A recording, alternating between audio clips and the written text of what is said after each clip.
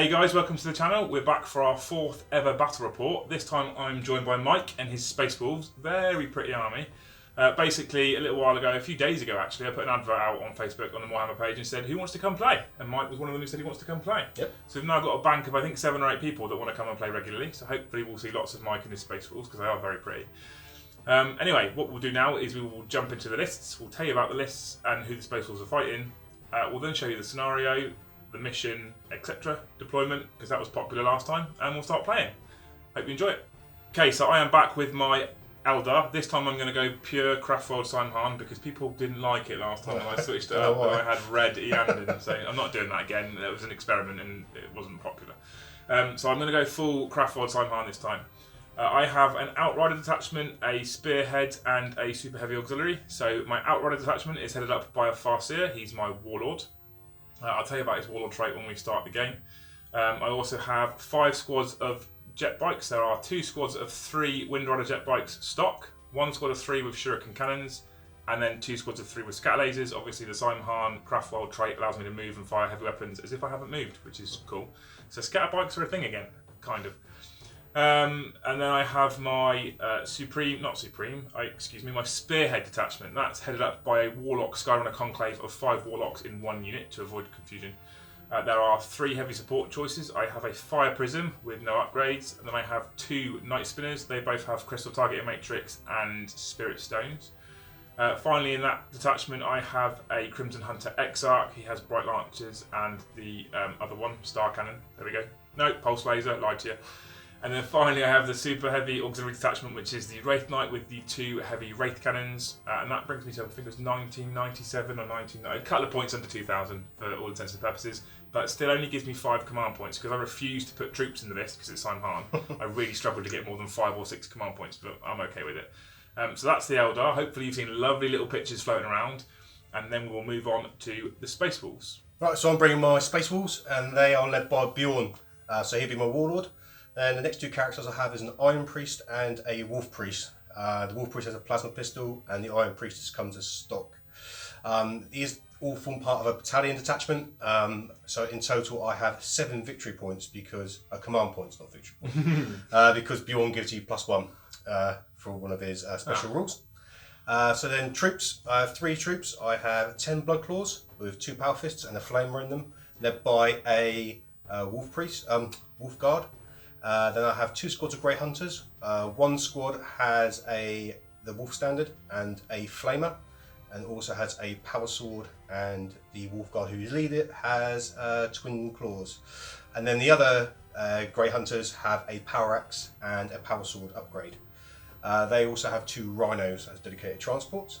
Elites, I have some Wolf Guard Terminators, and that's 2 Thunderhammer Storm Shield Terminators, 1 Storm Shield with a Power Axe, the leader with the Claws, and 1 with a Power Fist and Storm Bolter. And then as a heavy support, I have a Predator. And then fast attack, I have a Stormwolf gunship, transport gunship, and 5 Fenrising Wolves. And my new elite, which I picked up this morning, is my Vendread with a Blizzard Shield and an axe. That is commitment. Painting models this morning to come and play on the channel. Finish it off, sealed it, all done. So you've got a total of 7 command points, just rubbing it in. I've only got 5. Yeah, and that's 1999 points. But you don't have a codex, do you? No, so I am an index army still. So I understand it's codex versus index. It's obviously hard, even now, to still do codex versus codex the whole time. But I only have 5 command points and you have 7, so I kind of balance itself out. I haven't played Wolves yet, eh? You say you've played them a lot? I only play Wolves and have done since second ed. So. Sweet. So when Mike's on, you'll see the Wolves, and Wolves are quite popular. So it'll be cool to see how this game goes. Let's jump into the map, show you what the map looks like, talk about the scenario, the mission, and then we'll go into deployment. So Mike has his own fluff for his army. He calls them Bjorn's Vengeance. They were cut off during the Scouring, and then when the Cicatrix Maledictum occurred, they found themselves back in this universe. They've come to this planet seeking repairs. They have had their armour renewed, as you can see. It's all freshly painted, nice new armour. But what they do need is supplies, ammunition. They've come to this planet hunting for resources. They are hunters after all, some of them grey hunters. They've hunted for years and years and years. There's only one foe that stands on their way on this planet, and that is the Eldar. Craftworld Saim Hann causing problems again, as we've seen from the last battle report, where they took on the Ultramarines and absolutely destroyed them. The Space Wolves are here to seek vengeance for their brothers. They've come to this planet to crush the Eldar, take their supplies, and restock before they go hunting their favourite foe. They have spent aeons hunting the Night Lords. They've come back to this time and found out what happened to Fenris. So the Space Wolves are out to hunt the Thousand Sons. But the Craftworld of Saim Hann stands in their way.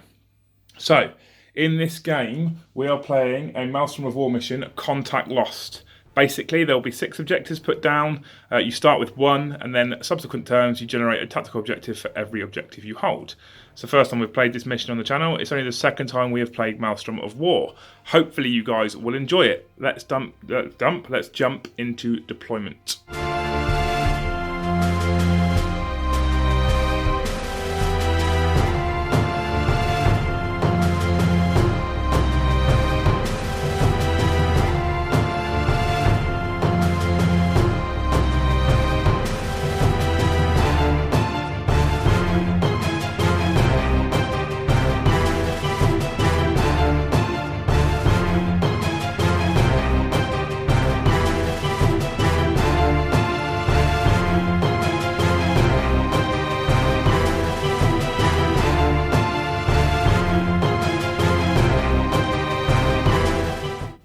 Okay, so we have finished deploying. I have told you the mission we're playing, Contact Lost. So there are 6 objectives on the board that we placed.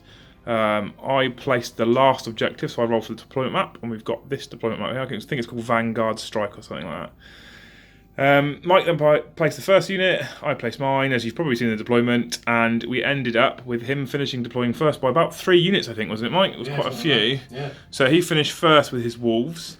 And we'll talk through his deployment and my deployment in a minute. Just a point to note, my Farseer has got a relic called the Phoenix Gem. Basically, when he's killed on a 2+, he deals mortal wounds to those nearby, and if they suffer a mortal wound, he comes back to life.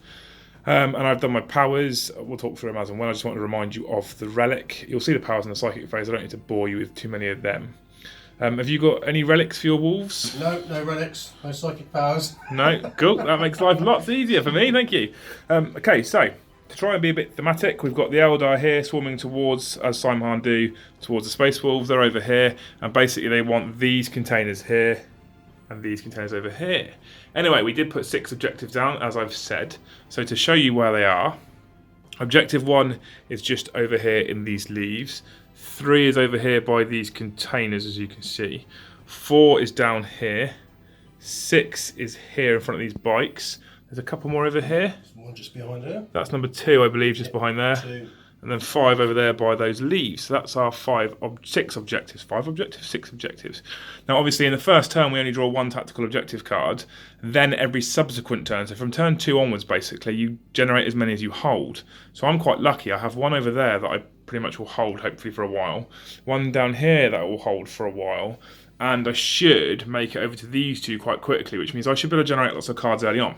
However, pushing forward is dangerous because there is stuff in Deep Strike Reserve, which we'll talk through in a minute, and there's stuff in the Space Wolves chapter approved stratagem. Yes, so I put a unit of Grey Hunters in outflank. There we go, in outflank. So I've not played Space Wolves, I don't know this, but obviously, although they don't have a codex, they do have chapter approved, and we are letting them use chapter approved because it would be unfair not to, quite simply. Anyway, so deployment.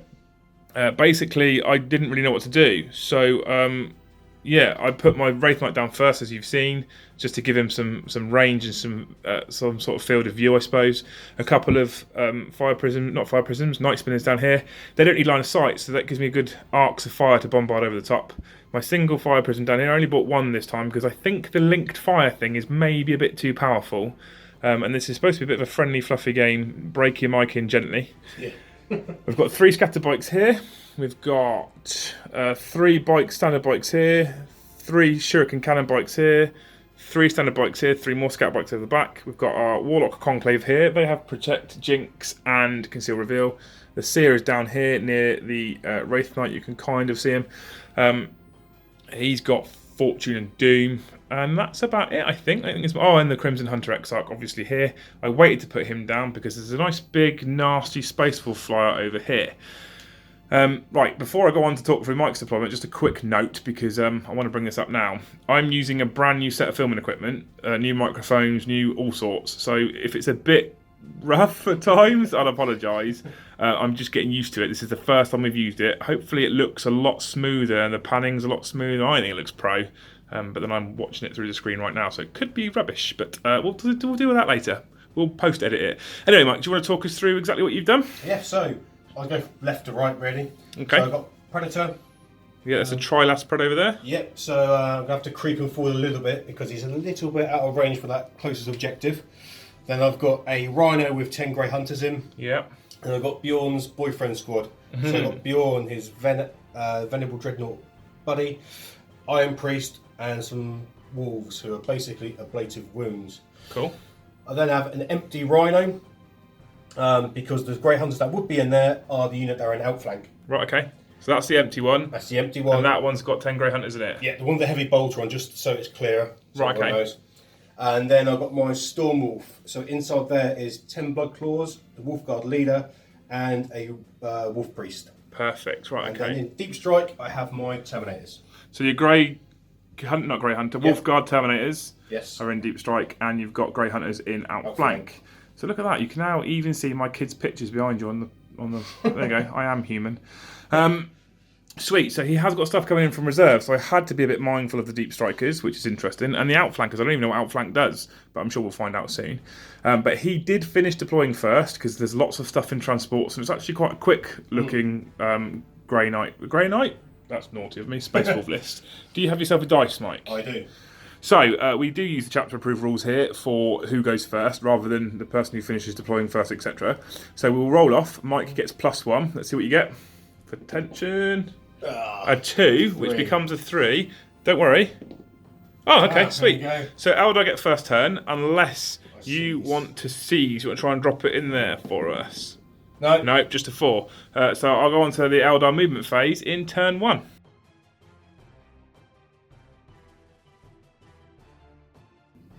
Okay, so we pulled the first tactical objective, and they have given us behind enemy lines. Horrible, horrible, horrible people. So obviously turn 1 we only get 1 card. That was all I got. There he is. There's the flyer. Basically that's the only thing I could get behind enemy lines. So we've kind of sacrificed him, but I'm also hunting that Storm Wolf gunship, I think it's called. So that's that. I was looking to see if I could move some bikes forward and use fire and fade to move them an additional 7 inches forward again, because they get a 16-inch move, I think it is base, plus 6-inch advanced auto, and then it would have got 7 inches after charging. Still wouldn't have quite got me in his zone. So what we've done instead is we've pushed on quite some distance. Basically, we've got the 3 standard bikes. Oh, sorry, I told you, new kit, let me off. We've got the 3 standard bikes there on that objective. We've pushed up these scatter bikes here to get them in range with some decent line of sight. That is just within 3 inches of that one, so we hold that one.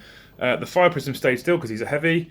This Night Spinner has stayed still because he's heavy, although we've got Crystal Target Matrix. I don't quite know what I'm going to shoot at yet. These bikes are holding that one with their cannons. Over here, we've had 3 normal bikes push onto that objective and 3 scatter bikes come up behind. They weren't going to be in range with their maximum movement, so we've tucked them up behind that rock for now, and hopefully next turn they'll be able to do some shooting. We've kind of tried to protect the backfield a little bit, but I fear I might not have done a good enough job, so there is a possibility that the Wolfguard Terminators will drop in there, but we'll soon find out. And then the Farseers are there ready to do some buffing. Finally, the Warlock Conclave has moved up to the middle of the field. Again, there's not much they can do right now, but I'm kind of waiting for him to sort of come at me because he's a close combat army. So I think the Wolves are going to want to come at me. So, just my only trick. And I am squishy little space elves who don't do very well in combat. I have one unit that does okay in combat. That's him there. And as we saw in the last battle report, they don't do that well anymore either. They're okay, but they're not great. So let's move on to the Eldar Psychic phase. Okay, so the Eldar Psychic phase. First things first, we're going to use the Warlock Conclave, and they will cast Conceal on themselves. Conceal has a warp charge value of 6. It's their basic bread and butter. That's 8, and Mike hasn't got any way of denying it, so Conceal's off. That's a good start. Then what they'll do is they'll also protect themselves. It gives them +1 to any save, including vulnerable save. So that gives them a threat with vulnerable if they get it on a 7, which they do, exactly. That's a 7. We'll put him back, look at that.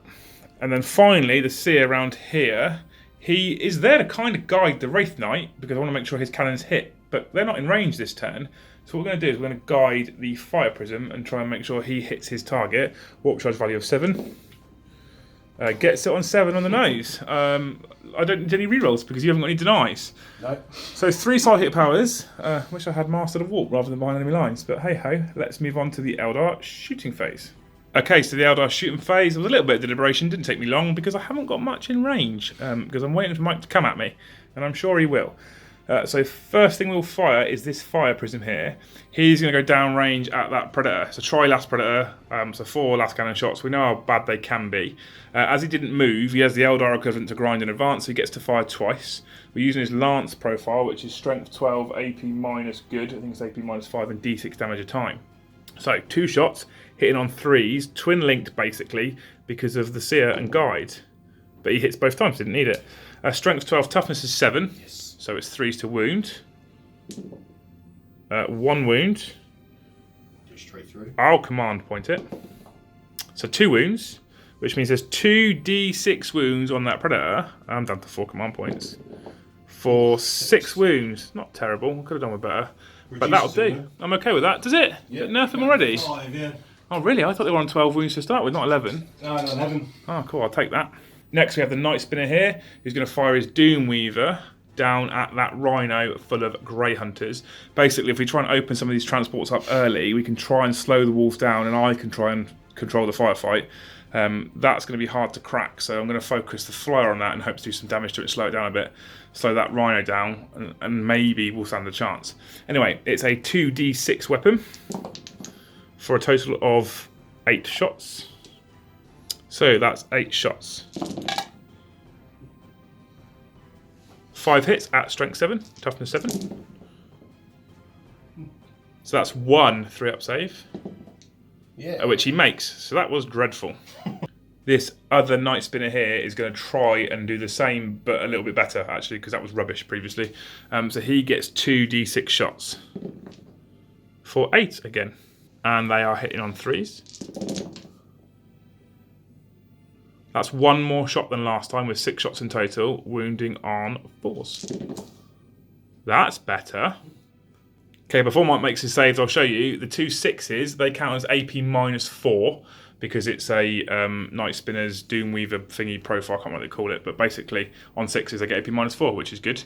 And then the other 3, the 2 4s and the 5 there, AP minus nothing. So you've got 2, I think, 6-up saves. Oh no, actually minus 4 is no save, is it? Through. 2 are straight through, and that's 2 damage apiece. The rest are 3-ups. 1 goes through, so that Predator takes 6 damage. Nope, not Predator. Rhino takes 6 damage. Okay, so that means that the Rhino is now also down to 6 wounds, which Mike's just told me means 4 wounds. Oh, good, even better. Yeah. Which Mike's just told me means he's got a reduced movement profile. Yeah. So essentially now he's not as quick as he was, which was kind of the idea. So I'm quite happy with that. Good. Okay, so before we fire these scatter bikes here, we're going to fire this Crimson Hunter Exarch here. He's going to target this Stormwolf gunship. So first thing we'll do is fire his pulse laser, which is 2 shots. Hitting on, well, he's hitting on 2s, but he moves, so it's 3s. Anyway, they both hit. Strength 8, toughness 7 as a guess. Yes, 7. So 3s to wound. 1 fails, but he's got a special rule called Sky Hunter, which basically means because he's an Exarch, he gets to reroll failed to wounds against flyers. So that's 2 wounds at AP minus, what did I say it was? The pulse laser, didn't I? Yeah. AP minus 3, so you have 2 6-up saves.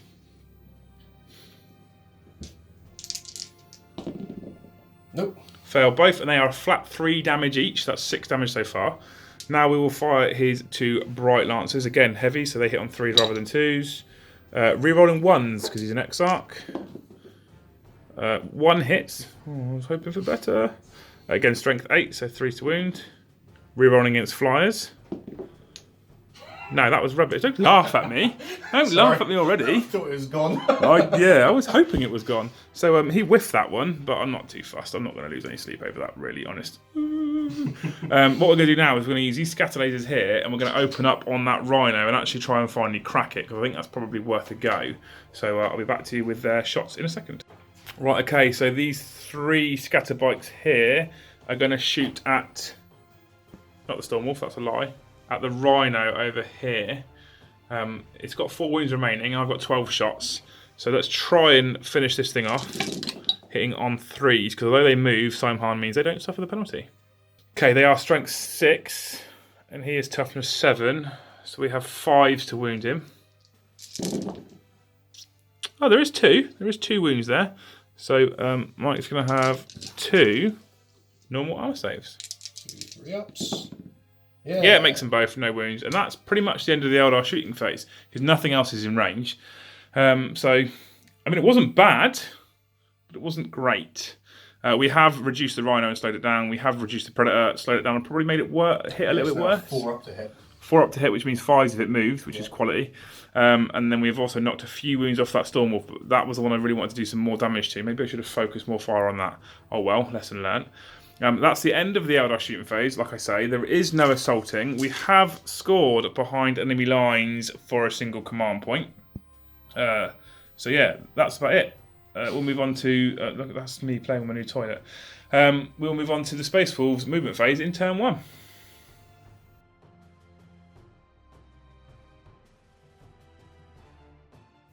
Okay, so Bjorn has barked his orders out. The Space Wolves are ready to retaliate to the initial Eldar strike. What has he told them to do? He wants them to defend Objective 2. That's his goal. That's what he wants to achieve. So, Objective 2 is over here. So, Mike decided to run his Venerable Dreadnought. Got a nice tasty 5 inches and has parked that throw up invulnerable save monster on it, which is really quite friendly of him. So it looks like you've probably got a strong chance of defending Objective 2, because I don't have Objective secured, and I can't see me shifting that off of Objective 2, because if I do shift him, you've got Bjorn sat right behind him. Anyway, otherwise, do you want to talk us through what you've done roughly? Yeah, so at the end of the movement phase, I moved my Iron Priest over, so I'm going to attempt to heal my Predator. So if I basically it's D3 wounds back, yep. So he'll automatically go back up to ballistic skill 3 again. Okay. So I'll roll for that now to see how many wounds come back. It's just a 1, so he's back up to 6, which bumps his profile up again. Okay. So you don't want to command point and try and get more and be greedy? No, no, not yet. I've still got my 6 because I've used. So then I've moved. This has only moved up to 6 now, so I still got the Grey Hunters in, but he's now holding the objective. Cool. Then my outflanking Grey Hunters have come on, and they also have the Wolf Standard, so I can reroll 1s if I decide to charge. Okay, that's cool. It's not the best, but it all helps. And they've used that outflank stratagem, yeah? Yes, they have. Perfect. And these are my the harpoon, the spear boys. I do like those weapons. They're from. You said they're from the Dark Elf kit. The Dark Elf chariot kit. How cool is that? Oh, with some Marauder shields thrown in. I quite like that. That's really cool. Yeah. So as Liam mentioned in the middle, I've got my little star that's moved up. The empty Rhino has just come forward 12.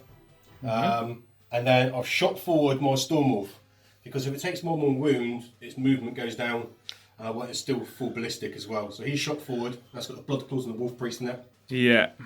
So basically what Mike said was this is his only chance to fire that forward, because as he says, if he loses any more wounds, his profile's nerfed and he can't move so far. So he's ploughed them as far forward as he can, full of all that horrible nasty goodness. He's got multi-melters and lascans and all sorts, staring down the face of the Wraith Knight and the Fire Prism. So I think it's probably a worthwhile tactic. Also, if it goes boom now, it's in my line. So cool. And then Deep Striking came in at the end, and that's the Terminators in the very far corner. Yep, so they are down here. There they are. Down by the cooker. Yeah. Look at this. This is like a guide to my kitchen this time. I don't think we've ever seen this much in my kitchen before. So there's his 5 Wolfguard Terminators who's jumped in 9 inches behind that Fast Seer, which is, not very nice actually, because he's my Warlord and I really don't want him to die. But let's hope they fail their 9-inch charge and then I can turn on and kick him. Hopefully. So Bjorn's told them we need to hold and defend Objective 2. That's what he's looking to do. He doesn't have a psychic phase, so what we're going to do is give Mike a chance to have a look at what he wants to shoot and at what, get some dice together, and we'll move on to the Space Wolves shooting phase. So Mike's decided to keep it simple. We're going to go from left to right. So the Grey Hunters who have outflanked over here are going to shoot at? They're going to shoot at the closest jet bike unit. So there's 3 normal jet bikes there. That's what they're going to fire at. So if we drop the dice in here, so it makes it easier for me to film it with this new contraption. Rapid fire bolt guns, hitting on 3s. Okay, so he hit with all but 5, strength 4, toughness 4. Yeah, so wounding on 4s. Oh. And that caused a total of 4 wounds. Only 4 up saves this edition, so I failed 2, which means I lose a bike. So I've removed that front bike over there. I'm still in range of that objective, but it does mean he's got a longer charge because I'm a friendly player like that. So next, this Rhino will fire its 2 Stormbolters down to these 3 jet bikes here on this objective. So many shots. 3s. Hits with 2. 4s because it's gone down. Okay. Oh yeah, because it's a reduced profile, so it's hit on 4s, not 3s. Strength 4, toughness 4 again. Yeah, so 4. No wounds, perfect. Next, this Predator who was healed by the Rune Priest. Iron Priest, same, why not? Is going to fire into the Wraith Knight with his 4 last cannons. Because he's been healed, he's back up to your ballistic skill 3+, and he didn't move, so he gets to still hit on 3s. Fire Prism. Oh, I lied to you. See, why did you shoot at the Wraith Knight? Because he's just tougher. No, that's what the Stormwolf's going after. Right, okay. But Mike wants to shoot at the Fire Prism, so I suppose we'll let him shoot at what he wants to shoot at. Cool, so at the Fire Prism. So there's 2 hits. We command point. You're thinking about it? You're thinking about it? Yeah, well. Okay, so he uses a command point. No. And misses. Brilliant. That's a waste. Which puts him down to 5 because he uses outflank stratagem. Strength 9, toughness low, so 3 is to wound.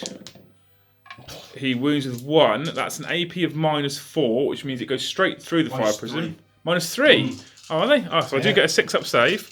So, nope, don't get 6-up save. So it does go straight through the Fire Prism. So I was right for D6 damage. 5 wounds. So this Fire Prism is now down to 7 wounds. So he's not nerfed yet. But, I mean, he could split fire over here, and there's other things he can do. He's got a Hunter-Killer Missile to come as well. Oh, okay. So what he didn't tell me is there's a Hunter-Killer Missile firing at the same target. So, missing on 3s. Yeah. Oh, no, he hits. Okay. Strength 8. Strength 8, so toughness 7. Oh, Doesn't wound. Perfect. So there you go. So the Hunter-Killer Missile didn't nerf him. So far, he will get another round of firing at full ballistic skill unless he decides to split fire from that Stormwolf, which might be interesting, but I fear there's a bigger target there. Cool, what's next, dude? So next we go with Bjorn. Yep. With his plasma cannon. Yes. So after a bit of deliberation, Mike has decided to fire Bjorn's plasma at the flyer, because he also gets to fire his heavy flamer up there as well. And we did say he could split fire, but he wants to just try and take that flyer down a little bit. So flamer first or plasma first? Flamer first. So D6 auto hits for 4, not bad. Heavy flamer strength 5. The flyer's toughness 6 or 7. Either way, it's 5 to wound. He gets 2 wounds actually. It's AP -1 as well, which means I have 2 4+ saves. I failed both. You do take 2 wounds off of the heavy flamer. That's not too bad, is it? Let's be fair. So next is the plasma cannon. So I'm going to overcharge it. Oh, brave. Yeah. So he only takes 1 wound because he's Bjorn. He doesn't get removed. Oh, right, okay, because obviously you're a -1 to hit because I'm a flyer. Yeah, so it'd be hitting on a 4 because he's moved. Right, okay. And then I get to reroll 1s because it's Bjorn. Right, okay. 6 inches, so he gets to reroll the 1s. So I know because it's -1 for the flyer, then on 2 he causes himself a wound. Does he get on 3 as well because it's -1 for moving? Hang on a minute. Cool, so I just explained to Mike that because he moved, he's -1 to hit, and because I'm a flyer, he's -1 to hit, which means he'll suffer a mortal wound on a 1, 2, or a 3, rather than just a 1. So he's now decided not to overcharge, because Bjorn's a little bit more important than that. So we're just going to fire the plasma cannon at the Crimson Hunter. So it's D3 shots. For 3 shots, good effort. And hit on 4s now. You should have overcharged, mate. Should have overcharged. I don't know who talked you out of that, but you shouldn't let them do that in future. So that is 3 hits on that flyer at strength 7. Yeah. Toughness is not 7, I don't think, on the flyers. I think that's toughness 6. Let me tell you in 2 seconds. Honestly, it is toughness 6. So it's only 3 to wound anyway. No. So you wound twice. AP -3. So 2 6-up saves on that flyer. This is going well, isn't it? Snake eyes. How much damage is it? Just 1. Oh, just 1 damage? Yeah, 1 apiece. Should have supercharged. Yeah, overcharged, what we call it. There's another 2 wounds, which means he has taken 4 wounds off that flyer with Bjorn. Actually, that's not a bad effort, to be honest with you. Ooh. So, good going, Bjorn. So, plasma fire and promethium spewing into the sky. The Crimson Hunter's down to 8 wounds. That Exarch panicking a little bit as his cockpit has been lit up by Bjorn. What's next? Rhino here. Rhino with 2 Stormbolters again. Yeah, so he's going to rapid fire into the flyer. The flyer. Oh, okay. I thought I was looking at the jet bikes here like this obvious choice, but no, he's had enough of that flyer already. So we're going to rapid fire. So he doubles up his shots for 8. So that's not bad. It's only 3 misses. Strength 4, toughness is 6, so it's 5 to wound. 1 wound, but with my armour saves lately, like that, we fail and lose another wound. Oh well, that pilot's having a bad time over there, isn't he? I can't even complain because they're my dice that he's using. So he's now down to 7 wounds. So another 1 or 2 wounds off of him and he starts becoming a reduced profile, which is not ideal. Flying around with his heavy weapons, but not a bad effort there from the ground forces of the Space Wolves. I think we've only got 1 or 2 units left to fire. I think we've got the Storm Wolf over here. And just 1 Stormbot over and 1 Stormbot over there. all close Absolute firepower coming in at the back from the Space Wolves here. Which one do you want to do first? Do you want to climax with the...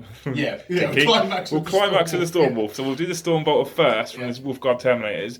And because I left a little bit too much of a gap, they can hit that Farseer. Yes. Joys. I didn't think I'd left enough of a gap, but we did measure it and he's fine. So, hit on 3s. Hit on 3s. That's a good start for me. I'm okay with that.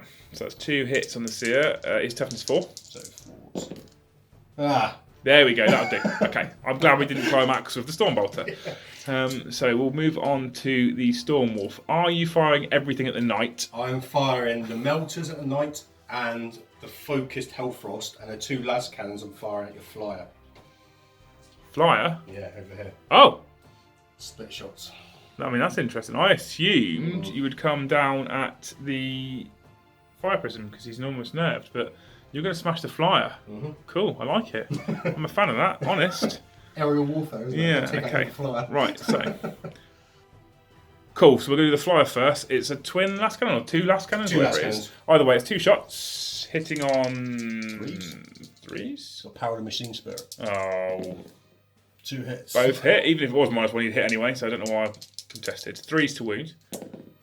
Oh dear. AP -3, isn't it? So it's 2 6-up saves. I mean, it's not happened yet. And it's still not happened. They've both punched through, and that's 2 D6 wounds from the last cannons. 7. And the Marine pilot has just proven his worth. Obviously not happy with the battering they took from the Crimson Hunter in the first place. They rotate their last cannons. In an aerial dogfight, they have blown the Crimson Hunter out of the sky before turning their attentions to the Wraith Knight. So the Eldar pilot losing control of his craft. We need to see if it crashes and burns, and maybe just some mortal wounds to the units nearby. So on a 6.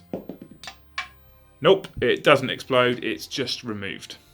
So after losing control, the pilot smashes into the ground. We probably won't be seeing him for a while.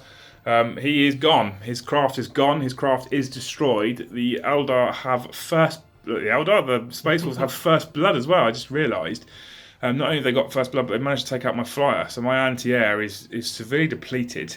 Although these units aren't terrible, they still hit your flyer on 4s unless you hit hover mode. Obviously not as good as the Crimson Hunter with his hitting on 3s and rerolling fatal wounds against flyers, etc. So that's not ideal for us. Basically now the Space Wolves will dominate the skies. Their aircraft are proving their worth. Their pilots, clearly veterans.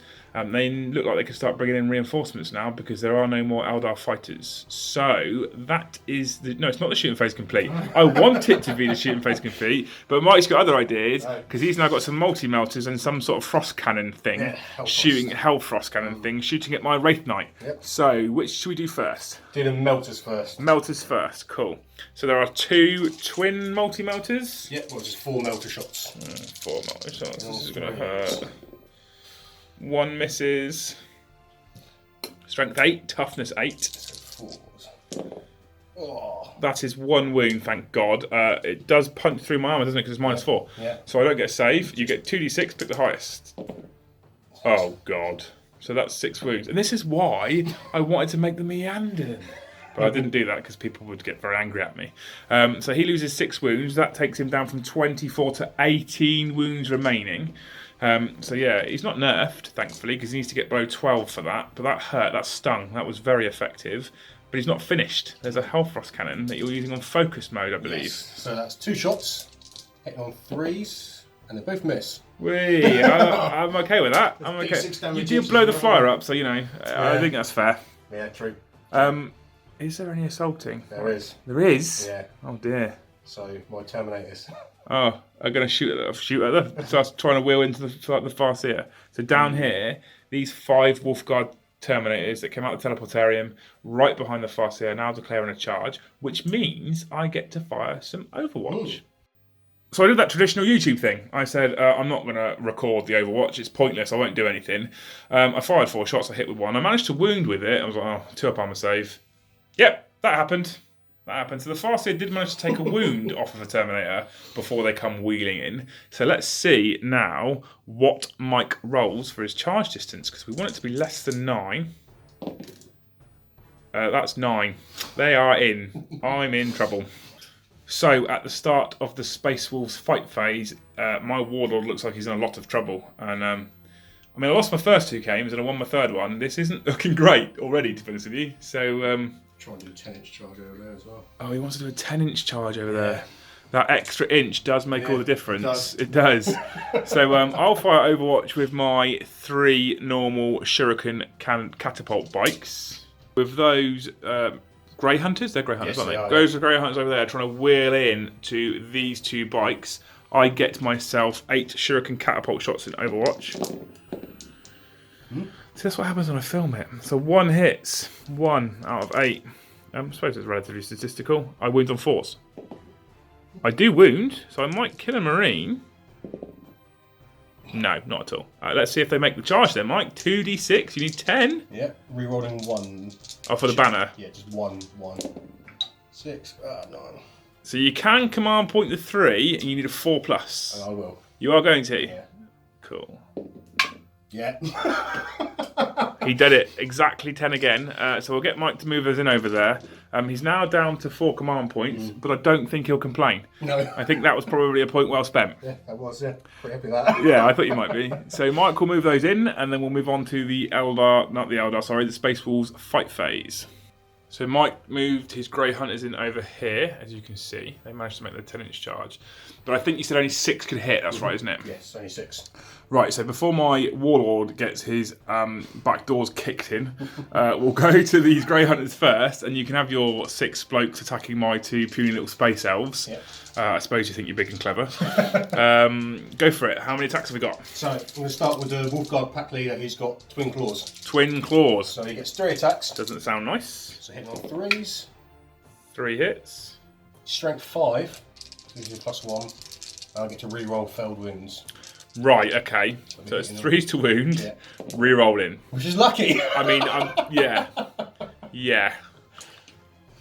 There you go. That's so 3 wounds, AP minus 2. Minus 2, so I've got 3 6-up saves on that unit. I fail all 3, which means I lose a bike and 1's down to a single wound. I'm not even sure why I'm making you roll these, to be honest with you. And the Power Sword. Yeah. Hitting on 3s. Yeah. Wounding on 4s. 4s. No. Oh, thank God for that. And then 3 normal guys. They're 2 attacks each, Grey Hunters, aren't they? Each, yeah, because they've got chainswords. Oh, okay. Hitting on 3s again. Many hits. The Marines proving their worth against these nippy little Eldar. Oh. 2 wounds. Yep, no rend. So I have 2 4-up saves. I fail 1. Both those are dead. That unit is wiped out, and the Wolves will get to consolidate 3 inches. So just before I hit record, Mike said, now smashy time, and I think that's probably what's going to happen. But stranger things have happened. You never know. The Farseer could survive, and he can fall back out of the way. I think I'm maybe hoping for a small miracle here, Mike, to be honest with you. Well, Thunderhammers are -1 to hit. Oh yeah, that makes it much worse. Right, okay. So what are we doing first? The hammers then? We do the Wolfguard leader again, so he's got claws, so he gets 4 attacks. 4 attacks with... Okay, good. Brilliant. So hitting on 3s. 1 miss. Not too bad for you. 5. Toughness 4, so 3 to wound again, and re-rolls again, yeah? Indeed. For having these crazy claw things. Not that you needed them, that's 3 wounds. AP -2, but the Seer has a 4-up invulnerable save. So he makes 1, fails 2. I'm guessing they're single damage. I have 6 wounds in total, so I've got 4 remaining. So after the Seer's lost 2 wounds, he's going to get nailed by Thunderhammers. Yep. Friendly, this bunch. 4s for the Thunderhammers. 2 hits. Strength is good now, aren't they? Yeah, Strength 8? 2s. 2 wounds. AP minus lots, but it's okay. Minus 3. Because I have invulnerable saves. How many wounds are they each? 3 each. Flat 3? Yeah. I'm going to have to command point 1 to try and keep my Warlord alive. Yep. Oh. Okay, so he's alive with a single wound remaining. That's probably a waste of a command point because there's a Power Fist to come in now and an Axe. Yeah, so Power Fist. Power Fist. Pause. Right, yeah, that was a waste of a command point. Twos. Yeah. Yeah, he's going to die, isn't he? I need that again. No. He is going to die. That's it. However, he does have the Phoenix Gem. Okay. Okay, I checked the rule on the Phoenix Gem. I was half right. Basically, every unit, friend or foe within 3 inches, you roll a d6. On a 2+, they suffer d3 mortal wounds. If any mortal wounds are inflicted, the Warlord will remain on a single wound, ready to get slapped by a power axe. So I'm not sure it's much better. Apart from that, I might do some mortal wounds to you. However, I will probably also do some mortal wounds to the Wraith Knight. That's not too bad. But I'll probably also do mortal wounds to the Fire Prism, which will probably take it below its nerf profile. So let's see. So first thing we'll do is the Wraith Knight on a 2+.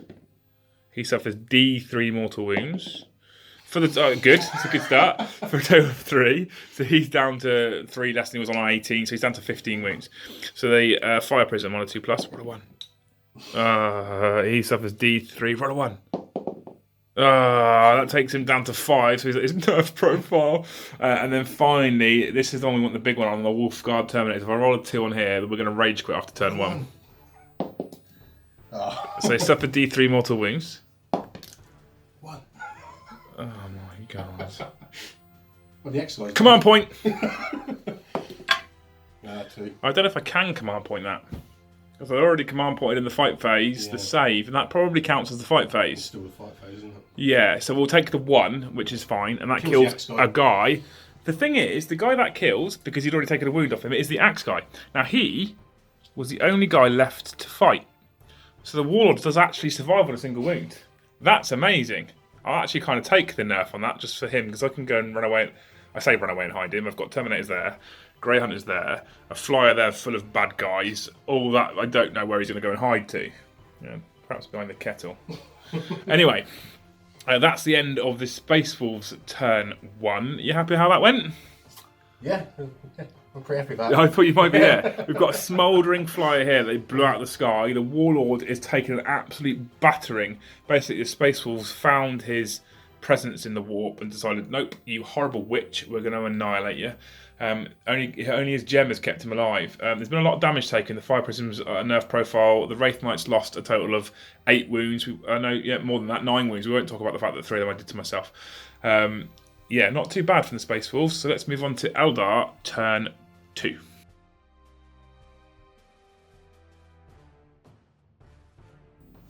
Okay, so we are in Eldar turn 2, and I've had a bit of a mad panic. I'll talk you through the objectives in a minute. What I want to do first is talk very quickly about our sponsors. So this battle map that you see here, I think it's called Sands of Time or something like that. That's from GameMat.eu, along with all this pre-painted scenery that you can get. These are all from GameMat.eu as well. They're one of our sponsors. However, we have just changed main sponsor. As of today, Warhammer is now sponsored by Element Games. So there should be, all being well, a link in the description below for you to go via Element Games and make your purchases. Please bookmark that link, because that link links it to us, and if you make your purchase through that link, it basically looks good on me, and they think I'm brilliant, and that's what matters, is that they think we're brilliant. Yeah. But to be in all seriousness, if you do make your purchases through that link, it does actually support the channel as well. It's unfortunate we're no longer sponsored by Wargames UK, but Martin has decided to part ways with Games Workshop products, and we are a Games Workshop channel, so it didn't really work for us. We wish him all the best, and I hope his business does very well, and wish him all the success in the world. However, good news is, like I say, we're now sponsored by Element Games, and they have an absolute plethora of Games Workshop stuff on their website. Basically every faction, all the scenery, all that kind of stuff. So please follow the link in the description below. buy your stuff for Element, and make us look amazing. Anyway, let's move on to Eldar turn 2. Enough of that on sponsors. So Panic, what do? I don't know. He's coming at me from all different angles, and I'm not used to that because I'm not in prison. The Farseer, who pulled out of combat very quickly, he sent a psychic message to his army. He has made his decisions. He knows what he wants us to do. Some of it is basically not going to happen, but I think he's probably got a very sore head actually with the decisions he's made. So first thing he asked us to do was assassinate, kill a character. So we've got Bjorn, who's a character, who's there, and then we've got the Iron Priest, Wolf Priest, Rune Priest, there's all priests everywhere. We've got the Iron Priest over here, he's a character. As you can see, he's behind absolutely everything, so for him to be the nearest is impossible. And his other two characters are tucked away in this Storm Wolf. Not going to happen, unfortunately. However, what he also had asked for is mission critical objective. He searched the scheme with his mind. He decided that critical objective was the centre of the dried up riverbed. Objective 4. Objective 4 is over here, where these 3 jet bikes are. There they are. So they have moved. I say they moved on to Objective 4. They haven't moved anywhere. They were on Objective 4 anyway, so they were going to stay there. Finally, he didn't want that Venerable Dreadnought, as yet unnamed, to be able to secure Objective 2. He told them, no, we must take Objective 2. They cannot defend it. He's only got the Vendread in range. I've got now 3 models in range. Although I'm not objective secured, neither is he. I outnumber him within range of that objective. I will secure it and stop him from defending it. That means if he wants to defend it, he's got to start all over again.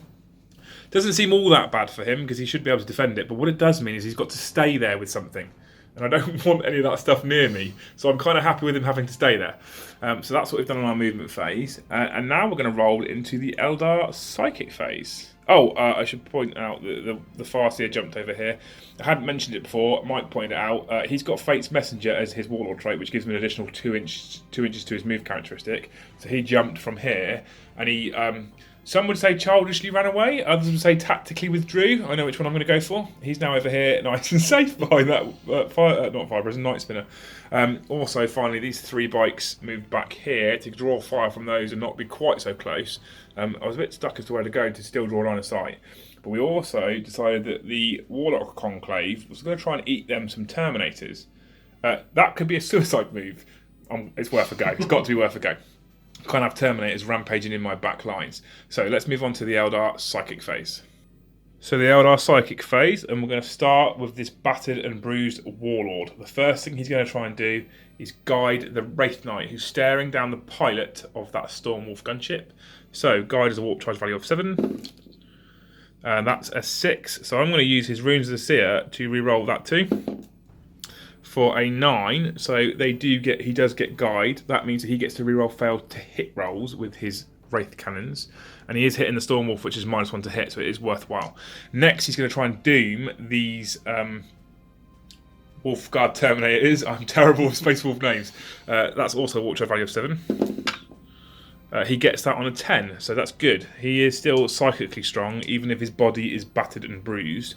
The Wraith Knights guided, they are doomed. Finally, the Warlock Conclave. As a conclave of more than 4, they get to cast 2 powers. So the first thing they're going to do is they're going to jinx the Wolfguard Terminators. That's -1 to saving throws. That includes the 3-up invulnerable saves that are in there. So, -1. That's a 7. That's a terrible roll, I apologise, but that is a 7. So they are jinxed. That means that their 2-up Terminator save becomes a 3-up, and the 3-up invulnerable saves become 4-ups. Finally, they're going to cast their version of Smite, which is Executioner. I think they only do 1 mortal wound whilst they're in a squad of 5. I will double check, but let's see if they cast it first on 5. They get it on 6. Let's see how many wounds we do. Okay, so basically, if the unit size is 1 to 3, they do a single mortal wound. If it's 7 to 10, they do D6 mortal wounds. So I'm assuming if it's 4 to 6, they must do D3. So D3 mortal wounds on those Wraithguard, Wolfguard. That's probably not clear enough for us. That's clear enough. It's a 1. So there is a single mortal wound come off that unit. I'll take it for now. I am tempted to re-roll it with my command points, but I think I've only got 2 left, and I've not used any stratagems yet. So that'll do for now. Okay, so we now move on to the Eldar Shooting phase, and I just don't know what to do. Mike's tied me right up, and I can't prioritise because I'm rubbish. So what we're going to do first is we're going to fire this Fire Prism. He's going to continue his battle with the Predator downfield. However, now I'm nerfed, I have -1 to hit. So because I have -1 to hit, I'm not going to fire his lance shot because it's only 2 shots hitting on 4s. That's a bit of a gamble. So I'm going to fire his focus shot, I think it is, which is a heavy D3. So I get 2 D3 shots because I didn't move. That's not bad for 5 shots, so I'll take that. Okay, so a total of 5 shots from him. Now hitting on 4s. I mean, that'll do. Okay, interestingly, this is strength 9. He's toughness 7. So this is wounding on 3s. And it's AP -4. So they all go through. But not only is it AP -4, but it's D3 damage each. So that has done 9, 10, 11 wounds to that Predator. It's gone. I think he's gone bye-bye. Should we see if he explodes, Mike? He doesn't explode. He just is a burning, smouldering wreck. So we'll get some more smoke in a minute for him. And that was, I mean, that might be it. I might call the game there. You okay with that? No? Okay, right, okay. So let's move on to the next unit. So now we're going to move on to these jet bikes here with their scatter lasers. I was contemplating shooting at this big, powerful dreadnought, but I just don't think I'll do anything to him. So what we're going to do instead is pick on the tiny little dogs. Because, yeah, let's do that. So we have 12 shots hitting on 3s, because obviously being Saim Han, they don't suffer the penalty. So as Mike just said, we are upsetting Peter, whoever you want to call themselves now. Strength 6, toughness is probably not 3. Is it 3? 4? 3? They're toughness 4. Toughness 4? Okay, so it's 3 to wound. Okay, not too bad. And these dogs have 5 6-up saves. None. That's 5 dead, or are they 2 wounds each? No, 1 wound each. Are they all dead? Yeah, go on. That's another unit wiped out. Oh, the Eldar are on fire. Look at this. He says, picking on horrible little wolves. Yeah, I'm not big. It's not clever. Right, so next we're going to move on to these 5 Shuriken Catapults from the Warlocks, shooting into the Wolf Guard. I always nearly call them Wraith Guard. So 20 shots, hitting on 3s. 20 shots, and they only hit 11 times. And I've just dropped the dice. So thank you very much, Mike. Please ignore that noise. So they wound on 4s, but there is doom for a reroll. Okay, so there's not too bad. Right, so that's a total of 9 armor saves after the reroll, and they have got -1, so 9 3-ups. 1, 2, 3, 4, 5, 6, and one was already on a wound. So you've got 1 left with 1 wound, I think. Yeah. I'll take that. That was good. So the Warlocks opening up with their twin Shuriken Catapults. And it looks like this. The dust settles. There is 1 Terminator left with a single wound remaining. That wasn't too bad. That changes things ever so slightly. Ever so slightly. Let's see what we're going to do next. Okay, so we're going to actually leave him there on his own, on his single wound, and we're going to try and charge him in the fight phase with those Warlocks and see if we can't beat the Space Wolves at their own game. So what we're going to do next is move over to these 3 Shuriken Cannon bikes over here. They can draw a line down to those Grey Hunters. They're going to open up with their 9 shots from their Shuriken Cannons, hitting on 3s. Their strength is 6, toughness 4, so it's 3s to wound. 6 is at AP minus good. No 6s, so that is 4 wounds at AP nothing, I don't think. So, cool. 3-ups. All good. All good. So the Shuriken Cannons have barked and didn't take a single wound. Next, it's time for the scatter lasers to open up onto those Wolf Guard? Grey Hunters. Oh God, I'll get it right by probably tomorrow. So there's 12 shots hitting on 3s. Only 3 misses, wounding on 3s. So that's what I could have done with the Shuriken Cannons. Those 6, horrible. So there we go. There is that many 3-up armor saves. Surely they're going to kill 1. 1. Literally 1. Literally just 1. Space Wolves proving their worth here. But some of the Marines, you don't see them a lot actually. We were discussing this earlier, and yet only 1 has died. So that's a lot of firepower. A lot of strength 6 firepower they've just taken to lose a single Space Wolf over there. Anyway, I'm going to spend a command point now for fire and fade. So basically, once an Eldar unit has fired, they get to move 7 inches. So I'm going to move them, and then we'll come back for the rest of the shooting phase. Okay, unlike his space wolves, I'm going to peek a bit early here and try and open up with this Wraith Knight onto the Storm Wolf. Basically, that's full of blood claws and characters. If I can open that up now, I've got 2 Night Spinners left to fire and 3 bikes over here left to fire. So there is a possibility that if I can open it up, I could try. I could try and slaughter what's inside, maybe. So I have 4 shots with the Wraith Knight. He would normally hit on 3s, but because I'm firing at a flyer, it's -1, so I hit on 4s. But I'm guided, so I can reroll natural misses. So 4 shots. So I can reroll the 2 1s, and the other 2 are hits. So I gain an additional hit. That was worth it. So it's 3 hits. Now the strength is 16, so I am wounding on 2s. If I roll 3 1s now. 2 wounds, I'll take that. AP is minus lots, I think it's -4 or 5, so you won't get an armour save unless you've got 2 up. I'm assuming you haven't got 2 up. Just a 3 up. Cool, okay. And they are D6 wounds a time.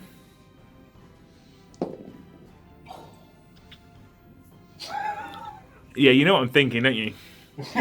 So he's got 8 wounds left currently. I've just rolled 5 on my 2d6 damage, so that's not great. I don't want to leave him alive, so I'm gonna spend one of my last 2 command points. I was trying to save it for Tears of Ice Shirt and use it on a Wraith construct and gain in D3 wounds back, but I think this is more important. So we have 5 or 6 to destroy it. That's a 3. Really wasn't worth the command point, but he is now down to 2 wounds remaining. Okay, so 2 wounds, he's got to go. These weapons do 2 damage each, so fingers crossed we might get lucky and one might get through. So it's 2d6 of its main gun. We've just fired a Shuriken Catapult. As expected, that did nothing. So 2d6 shots for a total of 6. And it's -1 to hit, so I hit on 4s. That wasn't great. That's probably a cocked die. Okay, so we hit twice. It still wasn't great because it's only a strength 6 weapon and his toughness is 7. So I need 5. But more importantly, 6 is AP -3 or 4. Yeah, that's not it. Okay, I really didn't want to do this, but that final Night Spinner is now going to have to open up on the Stormwolf as well and try and bring it down because of the payload that's inside. I'm aware the Grey Hunters are around there and they'll be in my lines very quickly. But so are these. So there's not. They're going to be there whether I blow it up or not. So let's try and take it down because at least he's got a roll of dice for everyone inside, and on ones they lose models, and then maybe those 3 bikes can kill a couple more, and I can try and reduce its effectiveness. Maybe potentially the Wraith Knight could charge them as well. Maybe so. Yeah, let's try. So we'll do the Shuriken Catapult first on camera this time for you, for fun. So he hits once, because it's -1 to hit, because he's zooming around. There we go. That's how that's going. 2d6 shots from the big gun, from the Doomweaver. That's not bad. So I'm going to get myself 9 dice. Okay, so 9 shots from the main gun, hitting on 4s.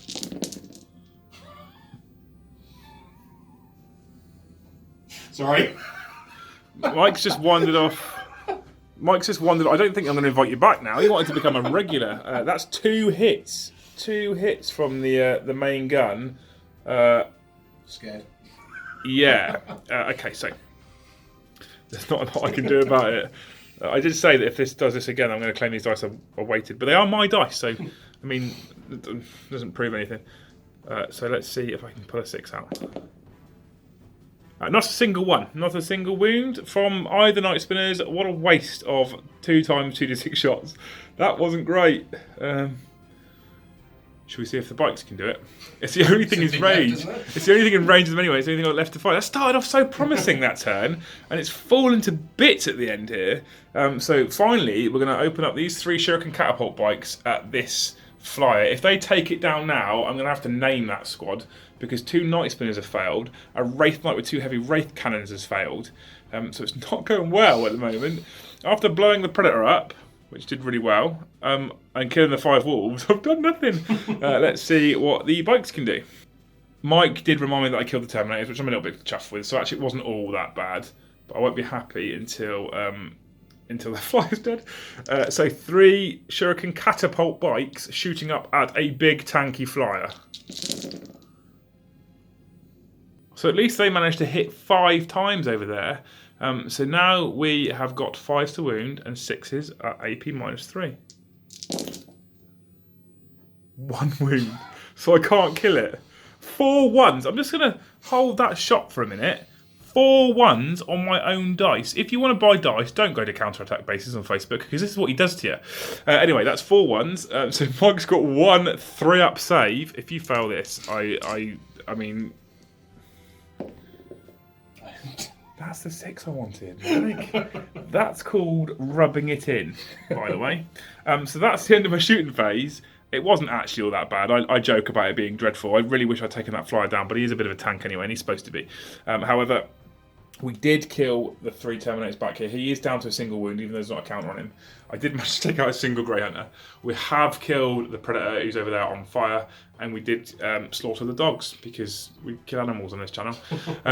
So let's move on to the assault phase, and I am going to declare a charge for these 5 Warlocks onto this single Wolfguard Terminator. He obviously hasn't got any shooting weapons, so he can't Overwatch. So it's straight into seeing how far we can charge. That'll do it. So they are at least in. At least I rolled high once. That'll do. I'll let the dogs come to say hello. Yeah. Right, cool. I will move these in. Yeah, you should probably use on the Spaceful side. Don't look at what I've just killed, dog, because it'll make you sad. I'm going to move these into combat, and we'll go into the fight phase. Right, and in a turn of events, the 5 Warlocks have charged a Wolfguard Terminator. I never thought I'd see the day when I was using Eldar jet bikes to charge a Wolfguard Terminator. But we've done it. We've gone for it. Let's see what happens. I did think just then I could have charged a Wraith Knight in and he's a single wound, but I know what he's like, and I know how much I'd probably whiff it. So I'm going to give these a go, because I think they'll probably do a better job, frighteningly. So I have 5 Warlocks. They get 2 attacks each with their Witch Blades. So that's 10 attacks, hitting on 3s. So that's 7 hits. Their Witch Blades always wound on a 2. And I get to reroll because of Doom. Ooh. So that's 7 wounds. He has a 2-up armor save. So you have 7 3-up saves, because he has Jinx on him, which is -1 save. So 7. We're watching all of this. Intention. 3 wounds taken. He has died. I have managed to wipe out the Wolfguard Terminators in my back lines and try and protect my Warlord a little bit longer. So it's not too bad. I'm relatively happy with it, to be honest. It could have been worse. But on the whole, we have managed to take out that unit of Terminators, which isn't bad for Eldar in all seriousness. We've managed to kill the Predator over there, which again isn't bad for Eldar. We have managed to take that down to 2 wounds. We have killed the 5 wolves, so it's not a terrible phase, a terrible turn, a terrible game so far. More importantly, objectives. So, assassinate. I'll be honest with you, I'm going to bin it because I don't fancy it. Mission critical objective, objective 4. They are holding that there. They have it. They're on it. So we have mission critical objective number 4 for another point, taking the Eldar up to 2. And we have secured objective 2 with what can only be described as the suicide unit, because I can't imagine they're going to survive what's coming. But I think it was worth it just to get that extra VP, because he did get first blood, and he has got defend. So if he does get that one, he's got another 2, which will make him equal me anyway. And let's face it, he will be generating 1 more for being over there on 5, and another 1 for being over here on number 3. So he's going to generate 2 himself. Plus, if he can defend it, it's another 2 points. So I think it was important to score that point and throw that unit away. Let's move on to Space Wolves turn 2 and see what orders Bjorn barks across the battlefield.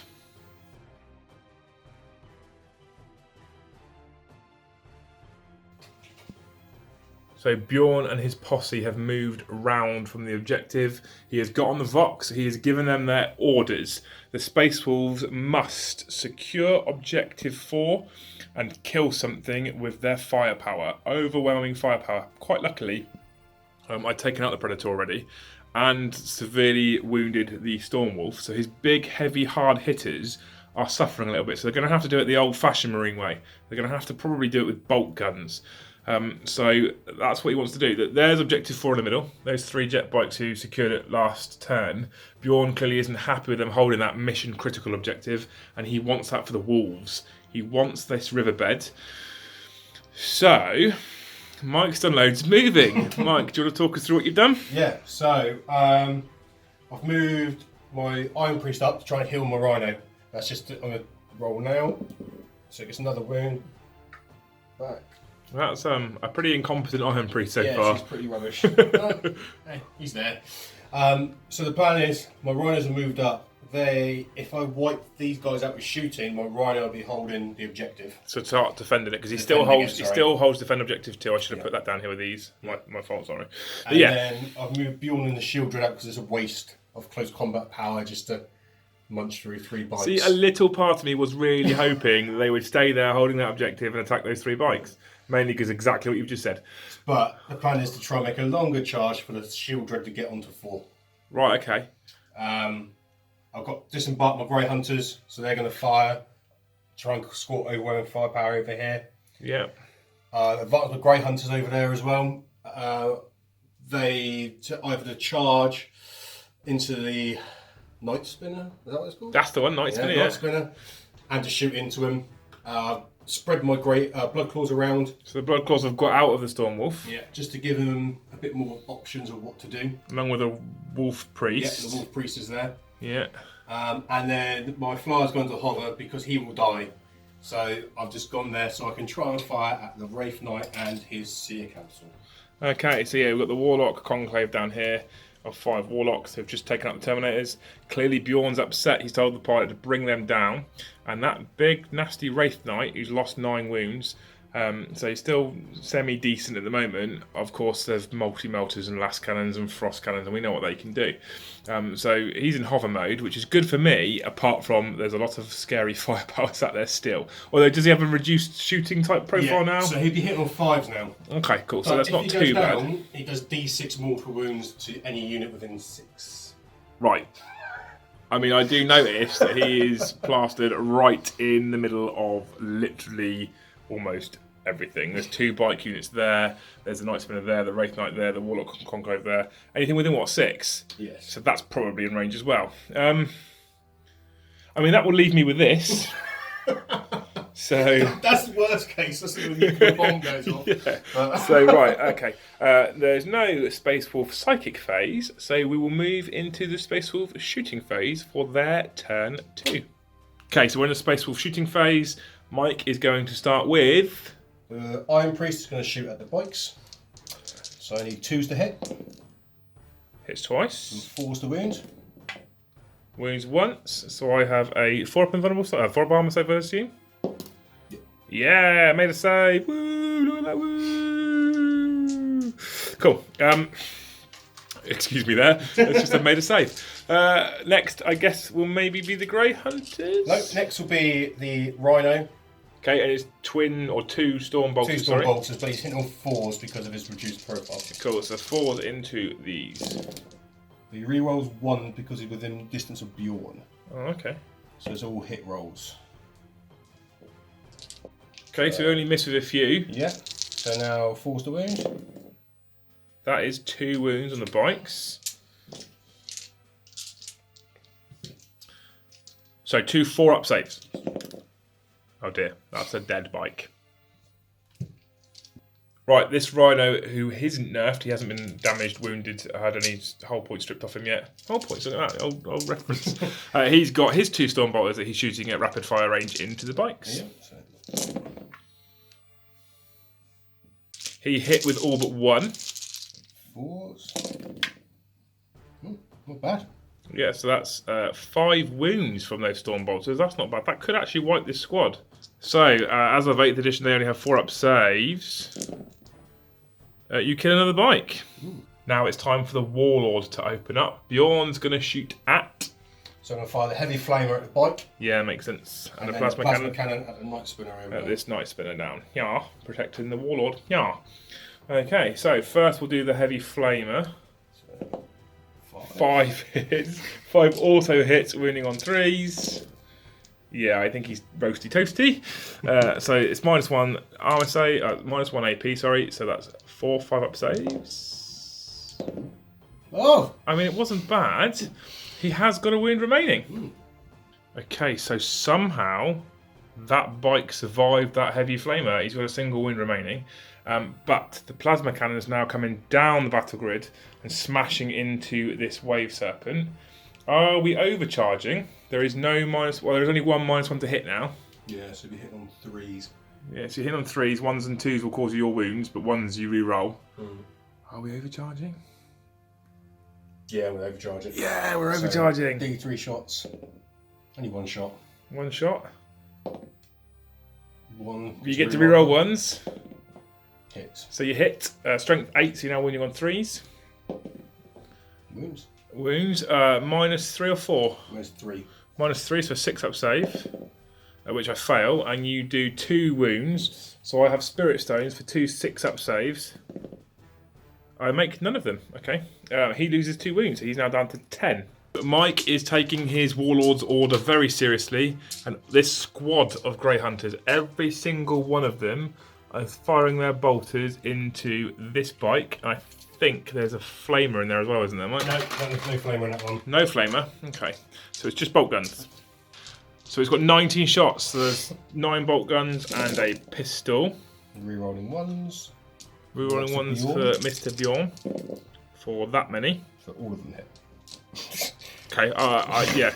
Right, normally this is where I stop and let everyone look at the dice rolls, but there's no point. Every single one hit.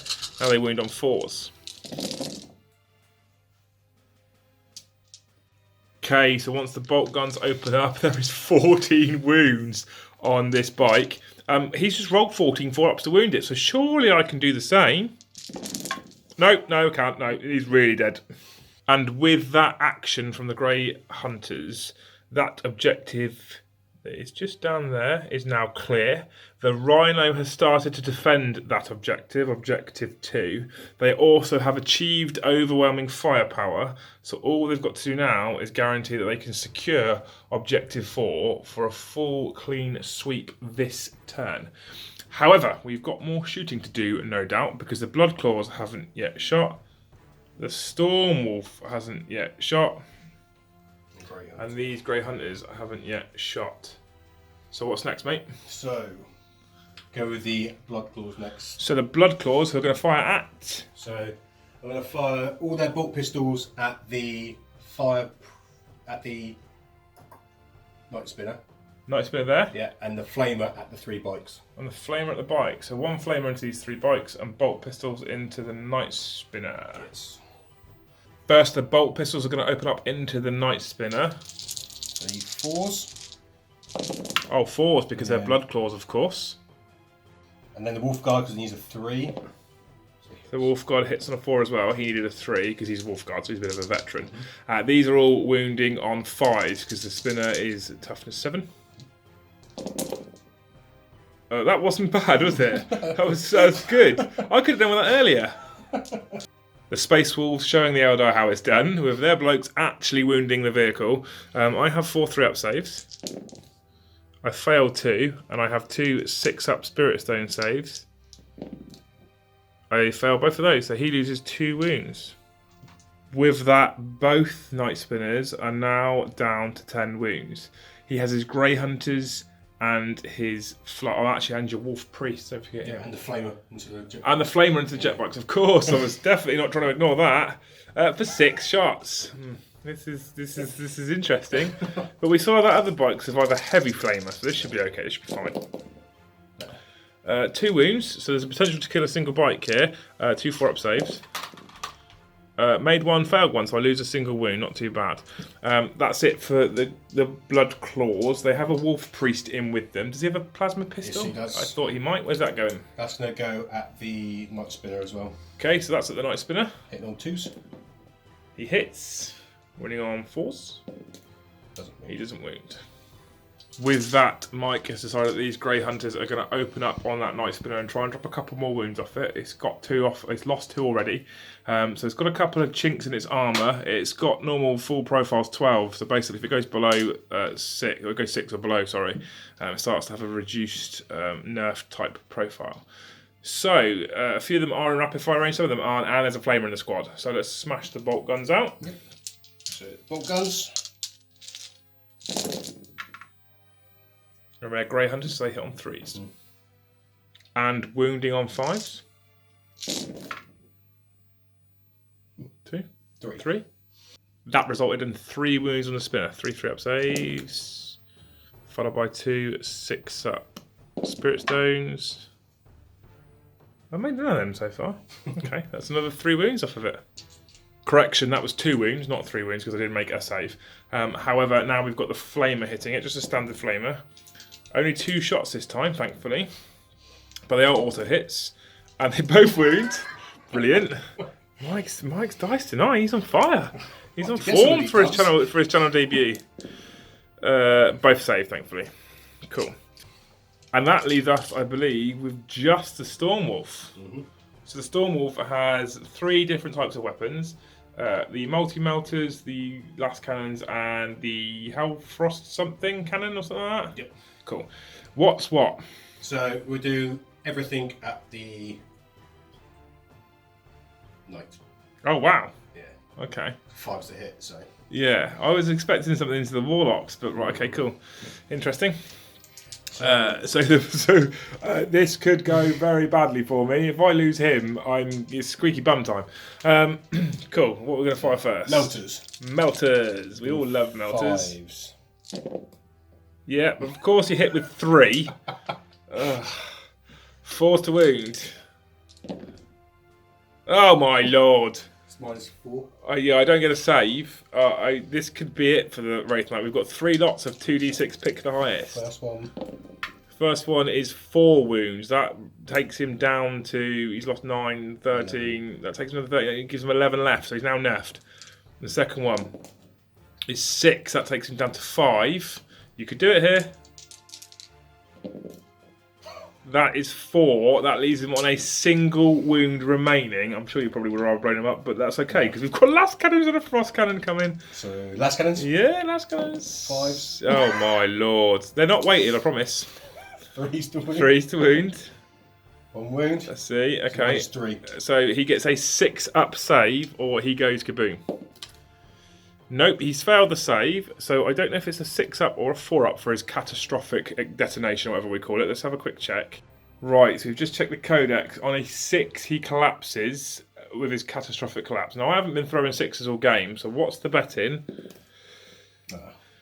Okay, I mean, it's bad because I've lost him, but it's good because I didn't blow up and cause D6 mortal wounds to everything within 2d6 inches. So I'll kind of take it, but now I really wish I'd killed that flyer last turn. But luckily, you'll see in the background there the reserved kettle that can come in a minute. Same colour. I'm not very happy about that. So I'm going to assume at the end of this turn, Mike, that you've got nothing to charge. Nothing wants to charge, is it? Everything. Everything.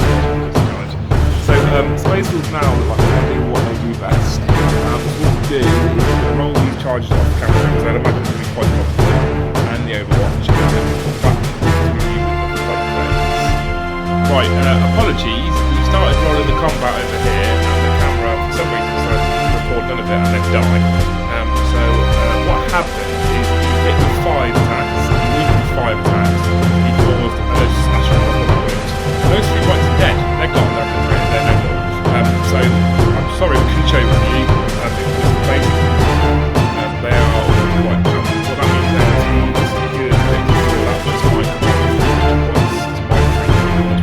He obviously has like defender should he score that in my turn? That would be the we've still got more combat to do, however. We've got these great hunters over here.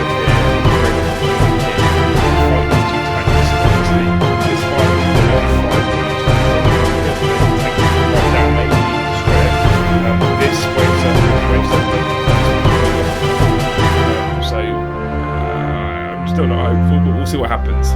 Let's do some Grey Hunter fighting and Bloodport fighting. So first of all, we have the Grey Hunters over here that are going to attack this nice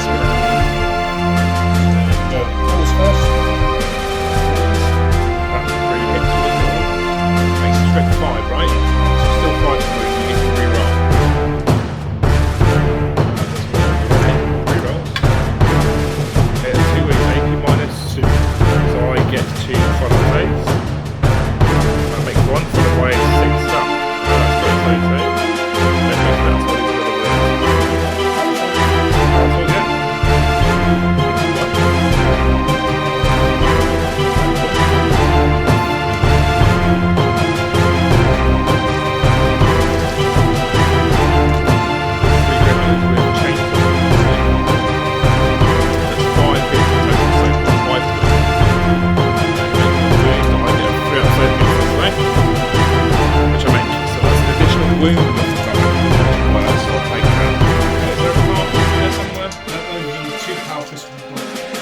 2 power fists in the blood claws. Well, that's just childish, because he's only on 5 wounds. Okay, let's do the blood claws then, shall we? Which one of the power fists first? So 2 power fists, you get 3 attacks each. Okay. Rerolling misses because of the wolf priest. Yeah, of course. You get on 4s, but you only get to roll 1s and 2s, don't you? Which they all are anyway, so that's sweet. So you hit with 3, but that's probably enough. Strength 8, toughness 7. 3. So it's 2 wounds at AP minus 3.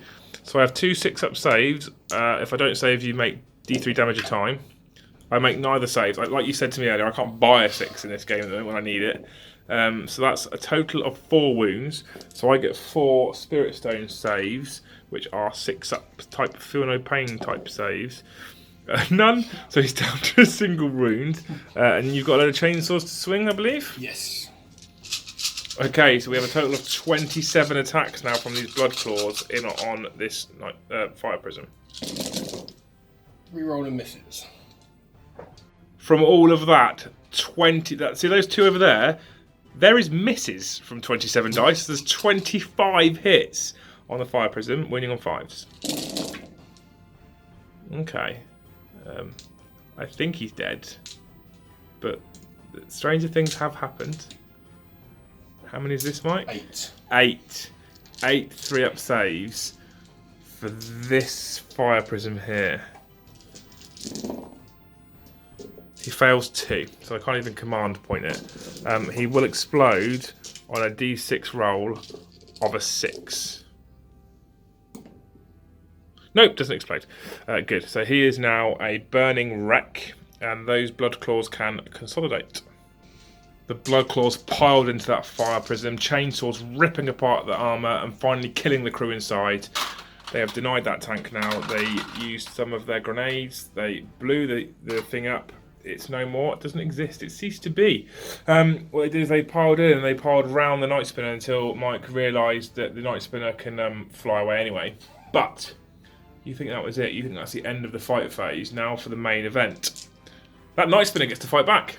So for a bloke who's been really lucky with his 6s so far, I don't care what I hit. What's worse? Is any of them got worse toughness or armour, or just about the same? All the same. Right, blood claws. 3 attacks on the blood claws, hitting on 6s.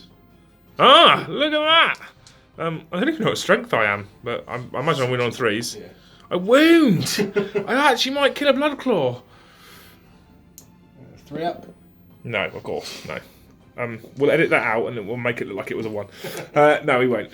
So I didn't kill a blood claw. I would imagine that's the end of Space Wolf's turn 2. Mm-hmm. I mean, you're in a pretty strong position now. Yeah. So points-wise, we are 3 victory points apiece, which is good, because Mike has achieved secure objective 4 and overwhelming firepower. He did, in fact, manage to... Hang on, how many units did you kill in the shooting phase? Just 1? Shooting, just a 1. Okay, cool. So you only got a single point for overwhelming firepower, thank God. So he has got overwhelming firepower. He has secured objective 4. The Space Wolves are listening to Bjorn. He is giving them their orders. They are following them through, and I mean they're looking pretty strong. I thought it was doing okay until 20 more power armored Marines got out their transports. No, it's not looking so great. So the Eldar are going to try and consolidate and take them on in Eldar turn 3.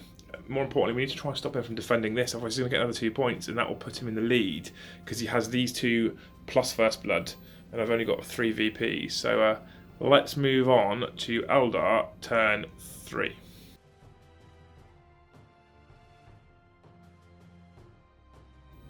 We're at the top of Eldar turn 3, and I'll be honest with you, narrative aside, I think my Warlord is drunk. I pulled my 2 objective cards. I got 1 for holding objective 6 here, and I held objective 1 over there. So, get it in focus, there we go. So I managed to pull 2 objective cards, and I thought, okay, I've got 2 objective cards. I need to stop him from defending maybe. I don't think I can. But if I can pull 2 and achieve 2, then at least we'll be level. Then I pulled this. So firstly, I pulled priority orders received. And then I pulled domination. So my Warlord somehow has to secure all 6 objectives. Yeah. Then I pulled secure objective 5. I thought, secure objective 5, I can do secure objective cards. It's over there. So I can't. So basically, we're going to ignore this Farseer. Something in the warp has clearly clawed at his mind, and he's not thinking straight. We're going to try and kill lots of power armored Marines. I don't know if there'll be any tactical advantage to it, but it might make me feel better. That's it, basically. So we're going to go straight into the Eldar Psychic phase, because I've got a rough idea as to what I'm going to do. So, the Seer is going to guide the Warlocks. It's a warp charge value of 7. He gets it on 10. They are guided. The Seer is then going to doom the Blood Claws in there. Warp charge value of 7. And he achieves it with 9. That's a good start. The Warlocks are then going to jinx the Blood Claws. You can see where this is going. That's a warp charge value of 7. They don't get it on... Oh, they do. It's 8, sorry. Maths, yeah. It's late at night. Let me off. And then finally, they're going to cast Destructor, basically their version of Smite, which is a 9-inch range. They need 5. They get it on 5. That's D3 mortal wounds for a total of 3. So there's 3 Blood Claws that are... Oh, actually, no, the nearest unit will be the Flyer. He blows up the Flyer. But I mean, I didn't even think about that. That's when you know you're a tactical genius. Yeah. When you're making tactical decisions that you don't even know about. So that Flyer's wrecked with Smite. That was lucky. Does it blow up? I hope not. Please don't blow up. No. Thank God. So that Flyer... command point. Oh, you threatened then. You threatened me with a command point to blow up. That Flyer is now wrecked. I wanted to kill that Flyer, and I was wondering how the hell I was going to do it. That worked. I'm okay with that. So we'll put some smoke there in a minute. That Predator's been burning for long enough, so we'll steal the smoke from him. And then we'll move on to the Eldar Shooting phase. Right, we're into the Eldar Shooting phase. So now that I luckily smoten that to death, it was intentional, honestly. These 5 Warlocks are going to open up on, guess what? The Doomed, Cursed, etc. Blood Claws, which is 20 shots from the Warlock. 20 shots hitting on 3s with Guide. With Guide, that's 19 hits, 4 to wound, 6 is at AP -3. That's what we've scored so far, but with Doom, I get to reroll failed to wounds. We have 5 at AP -3. It saves 1, so that's 4 that are dead. And then I will give you these 7 dice for your 7 3-up armor saves. 1, 2, 3, 4 more die. So that's 8 in total? Yeah. Okay, that's good. I'm okay with that. So that's 8 of these Blood Claws left. Assuming a squad of 10 means 2 remaining. Right, next, these 3 scatterbugs try to secure this objective here for no reason, apart from the fact that I want to be able to draw cards next turn. I'm going to fire at these Grey Hunters. They have got 3 scatter lasers, 4 shots each, 3s to hit. Laser fire ploughing into the Grey Hunters. That's 10 hits, 3s to wound. That's a total of 7 wounds into the Grey Hunters. 7 3-up saves. 1. It makes up for the Blood Claws. 1. Oh my. Okay, no worries. Right, we'll move on to the Shuriken Cannons. Next, these Shuriken Cannons are going to open fire with 9 shots. As a perfect average, 6 hits, winning on 3s. Another perfect average over there from the Shuriken Cannons. No 6s, unfortunately, but 4 wounds, 3-up saves. 1. That's probably a perfect average as well, if we're honest. So a total of 21 strength 6 shots over there at the Marines, and we killed 2. Yeah, that wasn't amazing, but I did blow a Flyer up in the Psychic phase with Tactical Genius. So we won't worry about it. That's what happened. Honest, that's what happened. Next, this Night Spinner here is going to use his Doomweaver to fire at this Rhino on the off chance we can stop him from defending Objective 4. We can't really score any points, but we can stop him from scoring points, maybe. So it's got 2d6 shots. Ooh. That will do. I don't want to say it, actually. I don't want to say that will do, because we know how I rolled to hit. So 11 shots from the Doomweaver over onto this Rhino, hitting on 3s. And that's why I didn't want to speak too soon. Oh, wow. These are normally some of my most favourite units, but not tonight. That's my hit pile. That's my miss pile. Not great. 7, so 4 to wound.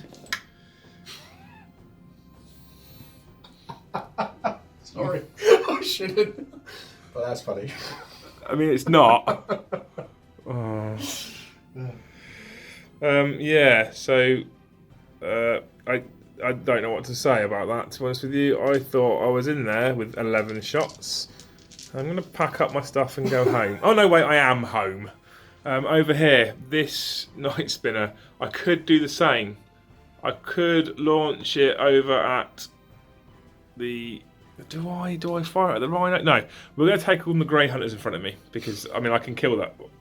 I probably can kill those.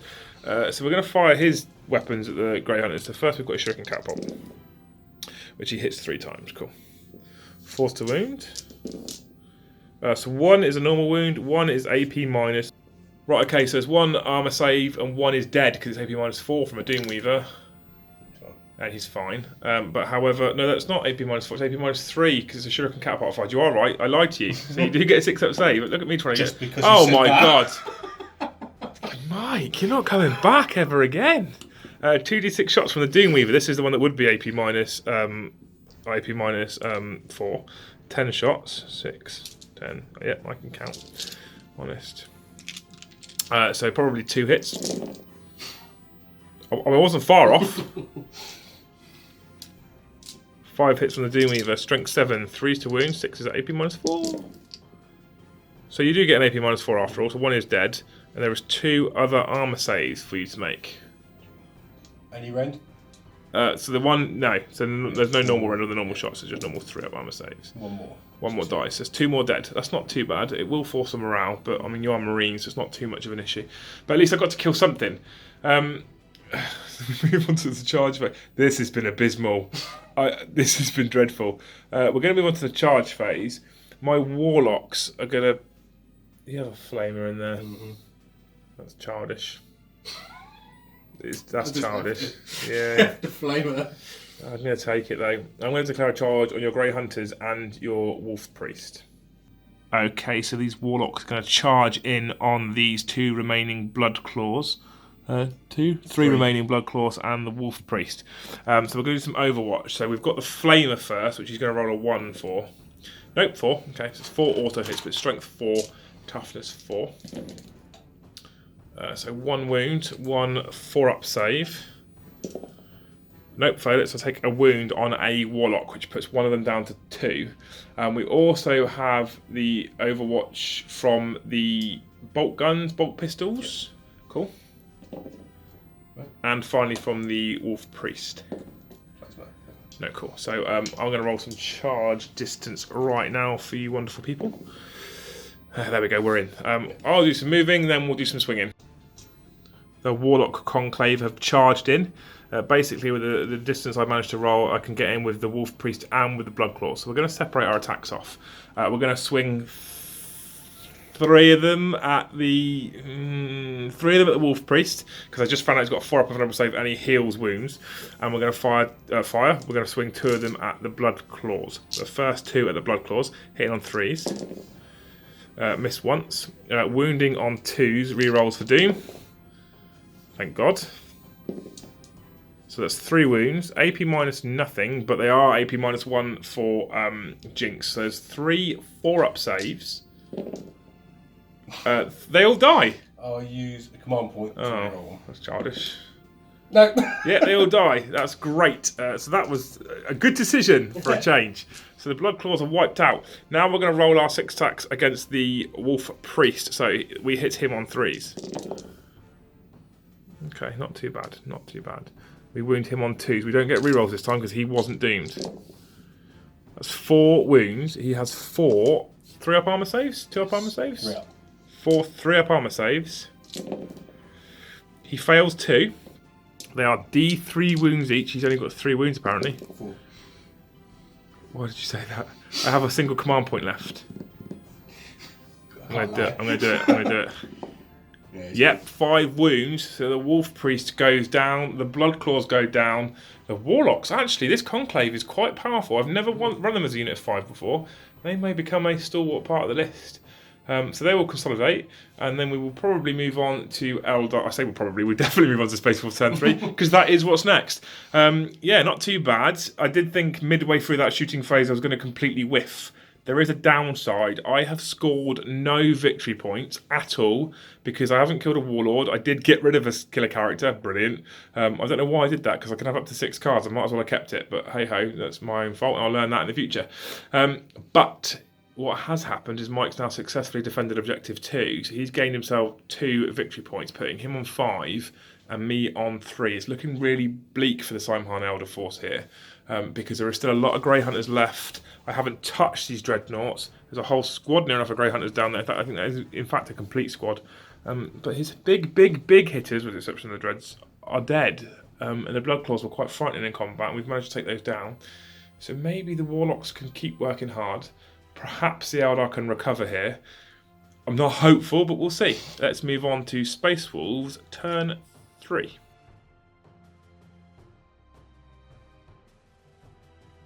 Right, we're at the top of Space Wolves turn 3. Bjorn is making some excellent tactical decisions here. He's pushed up, and you'll see why any minute. Space Wolves have been told by Bjorn over the Vox, secure objective 2, secure objective 6 and supremacy. Make sure we hold at least 3 of these crucial, vital positions on this battle grid. So, Mike's just told me that both of his rhinos have popped smoke. One of them's over there on 5, one of them's down here securing objective 2. Objective 2's been key for the Space Wolves. I don't know what's in this container, but they are really desperate to hold it. Excuse this cheeky little dice, look at that. They're really desperate to hold that container. Bjorn has moved up onto objective 4. Not one he's been told to hold, but that does mean that he has at least 3 objectives. That scores him supremacy for D3 victory points, and after defending 2, he's already 2 points ahead. The Grey Hunters have moved in here onto objective 1. They're looking at taking out those scatterbikes. They aren't looking at the Warlocks. The Warlocks have proven their worth so far. Maybe the Space Wolves are mildly concerned about taking them on in combat. Well, until that Dreadnought gets in, obviously. And finally, secure objective 6 down here, which is one of their objectives. Bjorn's clearly upset that this Night Spinner's been sat on this objective for the whole game, and he knows the Warlord is over here now. He knows the Warlord's down there.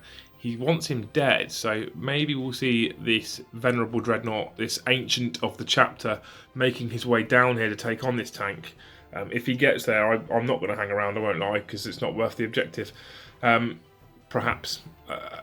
Well, who knows what Bjorn's thinking, who knows what that ancient's thinking. Millennia of experience, he'll know where to go. So, I think I've just done your bit for you, Mike, and told everyone what's happened. I like telling the story. Yeah. The Vendread, I made him pop smoke as well. The Vendread's pop smoke as well, okay. So it's -1 to hit. Right, so he's -1 to hit. Both these Rhinos are -1 to hit, because smoke is -1 to hit now, not +1 cover. I keep getting it wrong. So quite a good draw of cards for you. Yeah, definitely. So I'm already 2 points down, and if I enter this, I'll be probably at least another 2 points down, if not maybe more. But let's move on to your shooting phase. We've had a quick chat, and actually it's a very quick shooting phase. So long and short of it, the Grey Hunters here are going to shoot at the Warlocks, he says. And this Dreadnought down here, Bjorn, the full-handed, he's going to open up with his plasma cannon on that Night Spinner. He's only on 8 wounds, and this one down here is on 10. So he's going to make a decision to try and take that one down a little bit further, because obviously getting below 6 and he starts to reduce his profile, he's less effective. And that's probably quite important at this point. The Space Wolves are in a very strong position. Like I say, they're already ahead on victory points, and I'm not. Let's see what they do with the shooting phase. Who are we going to fire first? We'll start with the Warlord, Bjorn. Start with Bjorn, perfect. So he has D3 shots, I think, from his plasma cannon. Overcharge them as well. You're going to overcharge. Yeah. Winner. So D3 shots from Bjorn. Yeah, so D3 shots, 2 shots. For 2 shots, hitting on 3s. 1s and 2s cause mortal wounds. So both hit, no mortal wounds. Strength 8 because he's overcharged. Toughness 7, 3s to wound. 1 wound. You command point in. You've got 3 left, I think, haven't you? Yeah, so I will. No. Okay, so 1 goes through. It's AP -3. I have a 6-up save, which I fail. But I do get 2 Spirit Stone saves and fail. So he's lost another 2 wounds. He's down from 8 to 6. Yeah, ouch. That means he's at reduced. So he's done exactly what he was after, really, to be honest. That was pretty effective. Then we've got the Grey Hunters. There is a couple, 1, 2, 3, 4, 5 bolt guns, I think, or 4 bolt guns and a bolt pistol. And a flamer over there to take on the Warlocks. Right, first we'll do the flamer. 2 shots, auto hitting, wounding on 4s. 1 wound, 1 4-up save. Yeah, I'm making saves. It's like Christmas. Okay, so the Wolf Guard's going to throw a frag grenade. So it does 6. Right, okay, that was good. I don't recognise those symbols. I haven't seen them a lot tonight. Hit on 3s. Yeah. Not too bad, only 2 misses. And wound on 5s. 1 wound. Normal 4-up invulnerable save. Yeah, we're making saves. And then rapid fire bolt guns. Not too bad. 4s. 3 wounds, sorry? Yeah. So one of them has lost a wound. So I could lose one here. 4-ups. Yeah, I definitely lose one. That's pretty categorical, isn't it? I've definitely lost a Warlock, and another one is down to a single wound. Right, so Mike declared that he was going to shoot. He's going to charge these Grey Hunters into these jet bikes. Considering my luck rolling dice today, I thought, well, I'll just roll the Overwatch off camera. Yet again, the dice have decided to screw me over a little bit and make me look really silly in front of all you lot. So there's 6 hits there. So now what I'm going to do is I'm going to record it, because they are strength 6, and you watch this. You watch this go horribly wrong for 3s. No, that'll do. 5 wounds. So that's 5 armour saves on the Grey Hunters. There's only 6 in there. 1. Okay, 1. I'll take actually 1 in Overwatch. So I'm assuming you'll remove the closest one so you can't charge, right? That's how it works. No, okay. He did roll about a 10 on his charge, so they are going to be in no matter what. But there is 1 dead, and you've got 1 final charge to declare, I believe. Just going to check the measurement, but my Ven Dread. Right, so we're going to measure the distance from the Venerable Dreadnought, I assume, to the Night Spinner. Did some measuring. Venerable Dreadnought to Night Spinner, 10 inches. Venerable Dreadnought to Warlocks, 10 inches. Umdenard, Mike decided he's had enough of those Warlocks. He's going to wheel into the Warlocks. So let's fire some Overwatch. See that? That's that Venerable Dreadnought who made his 10-inch charge. It's right here. If you didn't believe us, that's the remainder of Mike's roll. The Warlocks have done really well. I'm quite proud of them. But I fear this may be the end for the Eldar, because I was kind of hoping that they would do the heavy work killing off the rest of his units. We will kill one of these Grey Hunters and move them into combat. Then we'll do the fight phase for you guys to watch. Maybe these Warlocks can survive. They have all got 4-up invulnerable saves. So although that Venerable Dreadnought has a big, disgustingly powerful axe, I do have some sort of defence. So you never know. Let's see what happens as we move into the fight phase. The Grey Hunters have moved in. The Dread has moved in. So, the Grey Hunters made their charge first, so the Grey Hunters are going to get to fight first, according to Mike. So, I'd imagine Power Fist. Oh, the claws first. Claws first, okay, sorry. So, hitting on 3s. That's 3 hits. Strength 5 now with the claws, so winning on the same. Thank God. Yeah. So that's 2 wounds in total, AP minus. So I have 2 6-up saves, or I lose a bike. Wow. And then 2 the power sword. Yep. Hitting on 3s. Both hit. On 4s. 1 wound. I don't get a save. One's 3. Yeah, don't get a save because it's only 4 up. So that's 1.5 bikes dead. 3 guys with chainswords. Not bad. Do that again. No. No wounds. No wounds. So I lose 1.5 bikes over there. I'll remove them in a minute as we move on to this Venerable Dreadnought fighting these Warlocks. You need to roll well here. 5 attacks. Hit on 2s. Hit 4 times. So it's enough to kill them, I think. Wounding on 2s. He wounds all 4. Minus These are a flat 3 damage, I believe. D6 damage each. Minus 3 rend. 4 up invulnerable save. made 3, failed 1. There is one on one remaining wound, so that will kill a Warlock. Not too bad. I'll take that. It does mean I get to fight back, so I have 3 Warlocks that will fight back. They have 2 attacks each, so they hit on 3s. They're clearly quite frightened. But they do wound on 2s. They're clearly very frightened. So there's 1 wound, so you suffer 1 3-up save. And I do D3 wounds. 1! They're very, very, very frightened. On a 6, I ignore it because he's vulnerable. Right, okay. No, you ignore it. So I have taken a wound back off of him. You did take a wound off of my Warlocks. The combat's a draw there, but I have lost 2 Warlocks, so I need to check their leadership and see what it is and see if I have to do a leadership check. These guys over here have lost 1. They can't fail the leadership because I think it's 7, so I roll a 6 and I make it. However, I will check on the Warlock front. Okay, so one of the Warlocks has died. He's perished. Their leadership is 8, so if I rolled a dice and got a 6, I'd still pass because I've only lost 2. Same over here. I will remove one of these jet bikes for him now. Whee! And the other one's on a single wound, so they also can't fail their leadership. So he's not done badly, but I have the fly keyword, so I'm not strictly tied up. What it does mean is I only hold 1 objective this turn.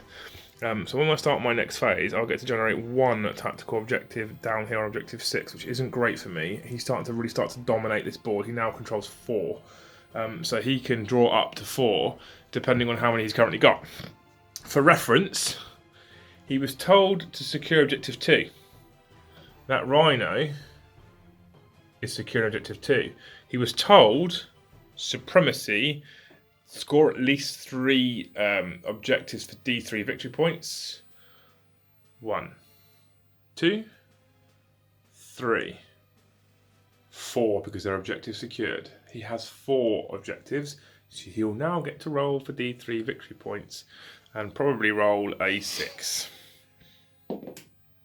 2, I'd take that. 2 is perfectly average. I'm okay.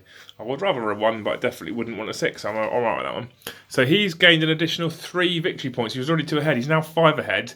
Looking really bleak for the Eldar. I can't see him pulling it back. We're going to continue playing for glory as we move into Eldar turn 4.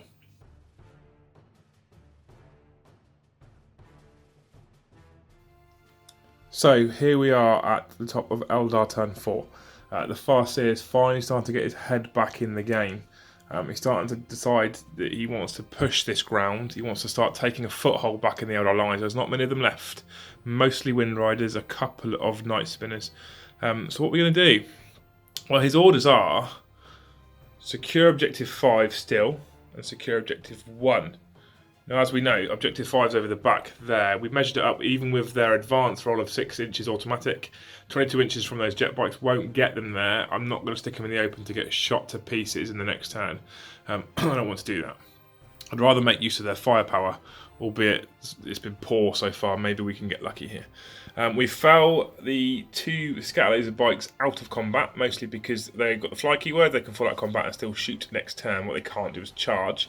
We do have the Night Spinner there. He doesn't need line of sight, so he stayed deadly still to make use of his reduced profile, I think it is, but at least he still gets to hit on 4s. If he moves, he'll be hit on 5s, even unless he shoots at the closest unit of his crystal targeting matrix, which will probably be these guys, but you never know. If I can take those out with the scatter lasers and the shuriken cannons first, I might be able to fire him up and over and hit something over here. This Night Spinner has stayed put. Basically, he's kind of doing his job in that he can fire at full ballistic skill at most of what's on the board. He's not doing his job because he keeps missing, but that's by the by. The Warlord back in the game, he's pushed in to take out this Venerable Dreadnought, this Ancient who's pushed forward into the Eldar lines. I originally thought about pulling the Warlocks out of combat, but if they pull out of combat, they can't then charge, and I would suggest that their Witch Blades, wounding on 2s with D3 wounds, are better than their weapons, so I wanted to keep them in. He also has a Witchblade, but he has an additional attack, so fingers crossed he can pile in there, and maybe, just maybe, we can whittle him down. If I jinx him, his 3-up invulnerable save becomes a 4-up, then actually it's quite feasible that we could take him on. That in mind, we're going to roll straight into the Eldar Psychic phase. So, this Seer here is going to, first of all, doom. I think, do I doom? I must doom. He's going to doom. No. He's going to smite the Venerable Dreadnought. So, yeah, 2d6. 7, so he gets smite for d3 mortal wounds. 1, so he loses another wound. So that takes him down to 6, unless he passes his 6-up save. I'm going to preempt it, but we don't know what's going to happen here. Go on, mine. No, yeah, I was right, good. Okay, so that's the first one done. I need me die.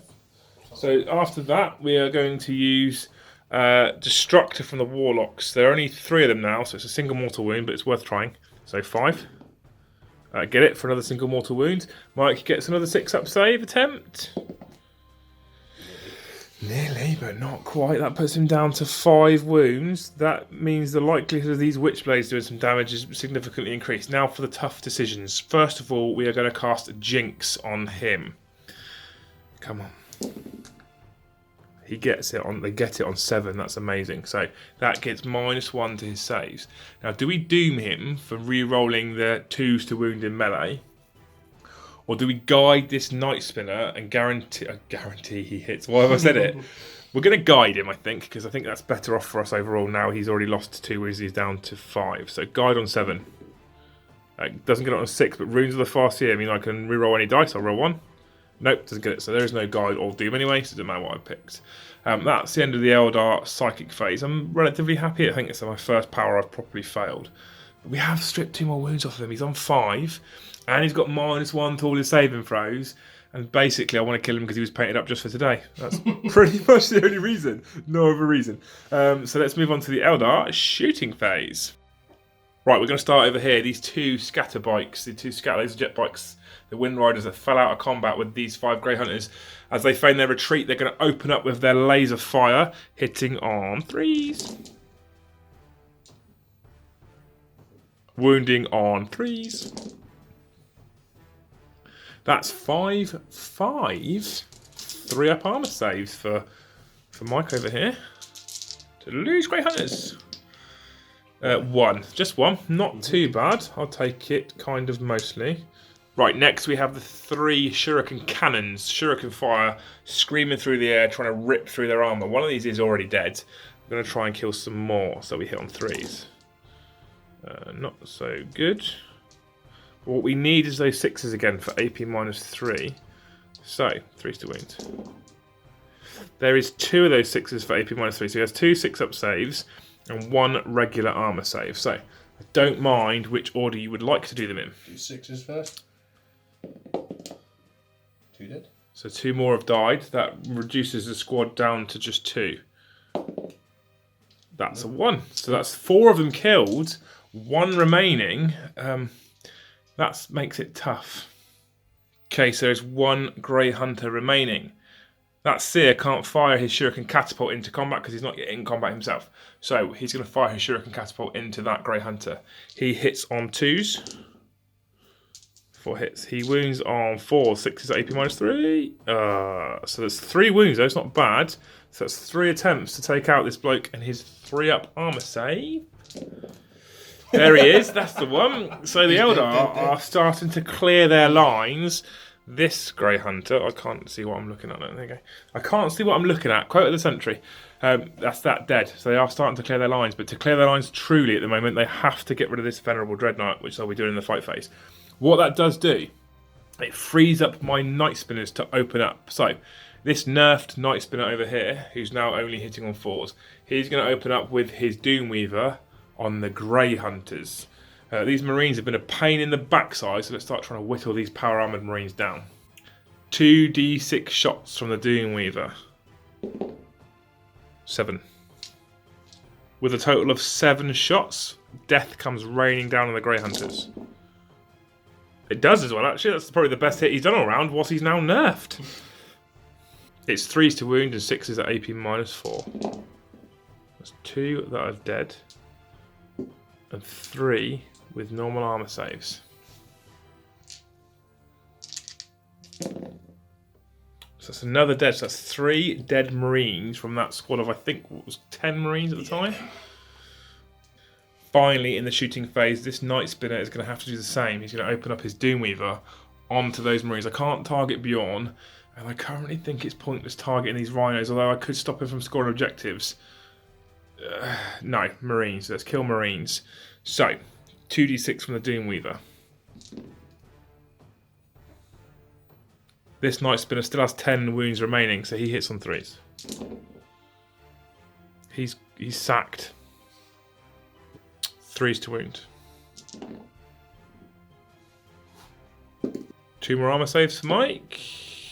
Fails one. It's another one dead, which is a morale check, I think. Yeah. But they are Marines, and they have They Shall Know No Fear, so they should be okay.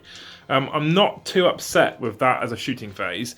I won't cry about it. I've killed a load of Marines. I have started to clear my lines out. I now do hold 3 objectives, and he holds 3 objectives, which isn't terrible. But I have got all this coming. And my main objective, even though it's not an actual objective, is just to kill him. So we're going to pile the Farseer in, like that. And then we're going to start swinging. So the Warlocks will fight first, because they might as well. Charging unit first. Charging unit first, you are right. Right, I've just found something horrible out.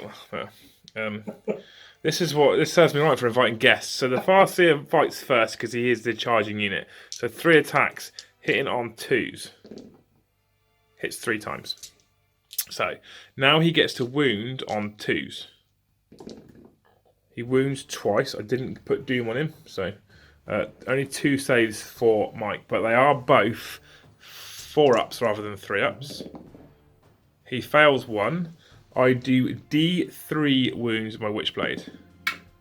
For 3 wounds, he gets 3 6-up saves to try and protect himself against this Witch's weapon. You are joking. Do you know, most people have new model syndrome, and the thing whiffs and gets killed in a turn. True. Yeah. Next time you come and play, you say, I've paid up a new model. I'll say, no, you can't bring it. So he loses another wound. He's down to 4. Mike's decided he's going to spend his last 2 command points, I believe, and interrupt. So he's now going to fight back with his 5. Are you killing my Warlord, my Warlocks? Warlocks. Warlocks, okay, cool. So, 2s. He hits with everything. And this is bad news. 2s. He wounds with 4. I have 4 up and vulnerable saves on 3 of them. This could be trouble. Nope, they're fine. Cool. So the Warlocks get to... That was luck. I'm not going to lie. I was nervous. There was things that are twitching then that shouldn't be twitching. But they do now get to hit back with their 6 attacks hit on 3s. That's better. So 4 through. Wounding on 2s for their Witchblades. That's better. 4 wounds. 4 up saves. I've just done it. You haven't. You're only on 4 wounds. You can't die. D3.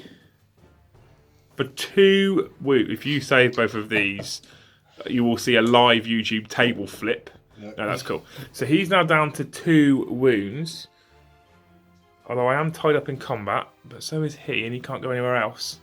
That's the end of Eldar turn 4. I did think I'd kill him. I did think he'd be dead by now. And actually, if you hadn't made those 2 6-up saves, he'd be dead. So I hope you feel good about that. I hope you feel good about that. We have cleared our objectives off. Our backfield is looking a little bit safer for us. There is this blob of nasty here in the middle. Otherwise, there is 2 rhinos. Now, the points I don't think reflect how even this game currently is, because Mike's running away with it a little bit. I think you're 4 or 5 points ahead, which isn't great for me. I think you were 5 points ahead at the moment, and I haven't secured it. Oh, actually, I have secured objective 1. I tell a lie. That's objective 1 over here. Yes, you have. So you're now 4 points in the lead. So you are still battering me, really, points-wise. But as far as the tabletop goes, it's quite balanced, I think, so far. As we move into Space Wolves, turn 4.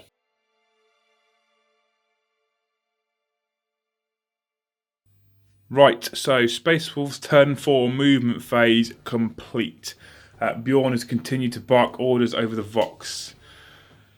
He knows what he wants to do. He knows what he wants to achieve. The Space Wolves, although well ahead on victory points, their numbers are looking a bit thin. This game is closer on the tabletop than the points would suggest.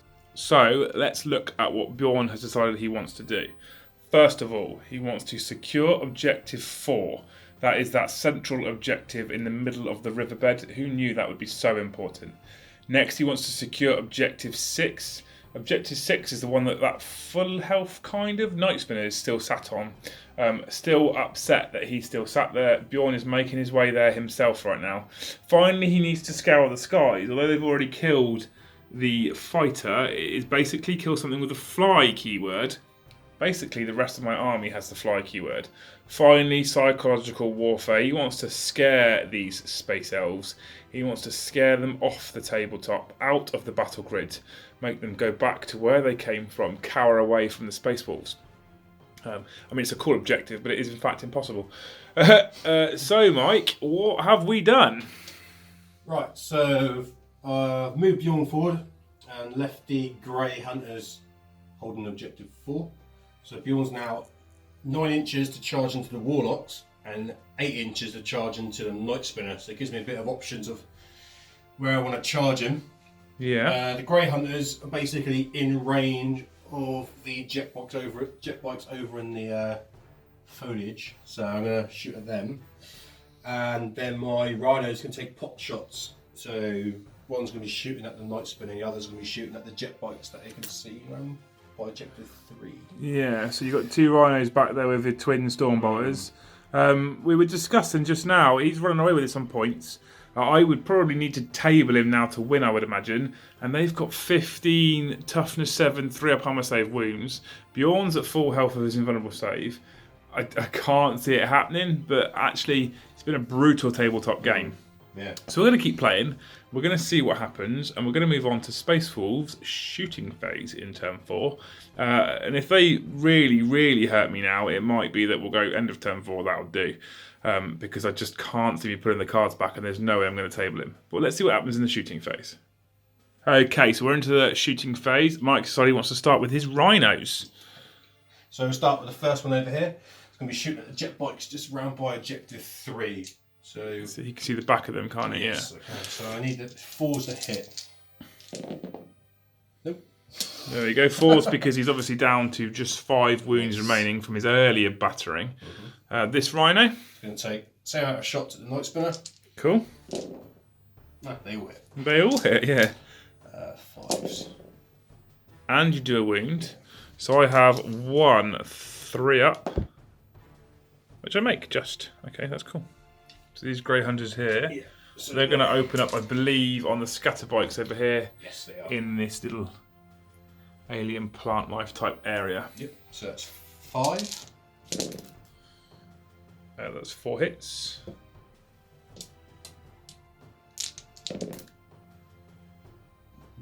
2 wounds. They only have 4 up saves.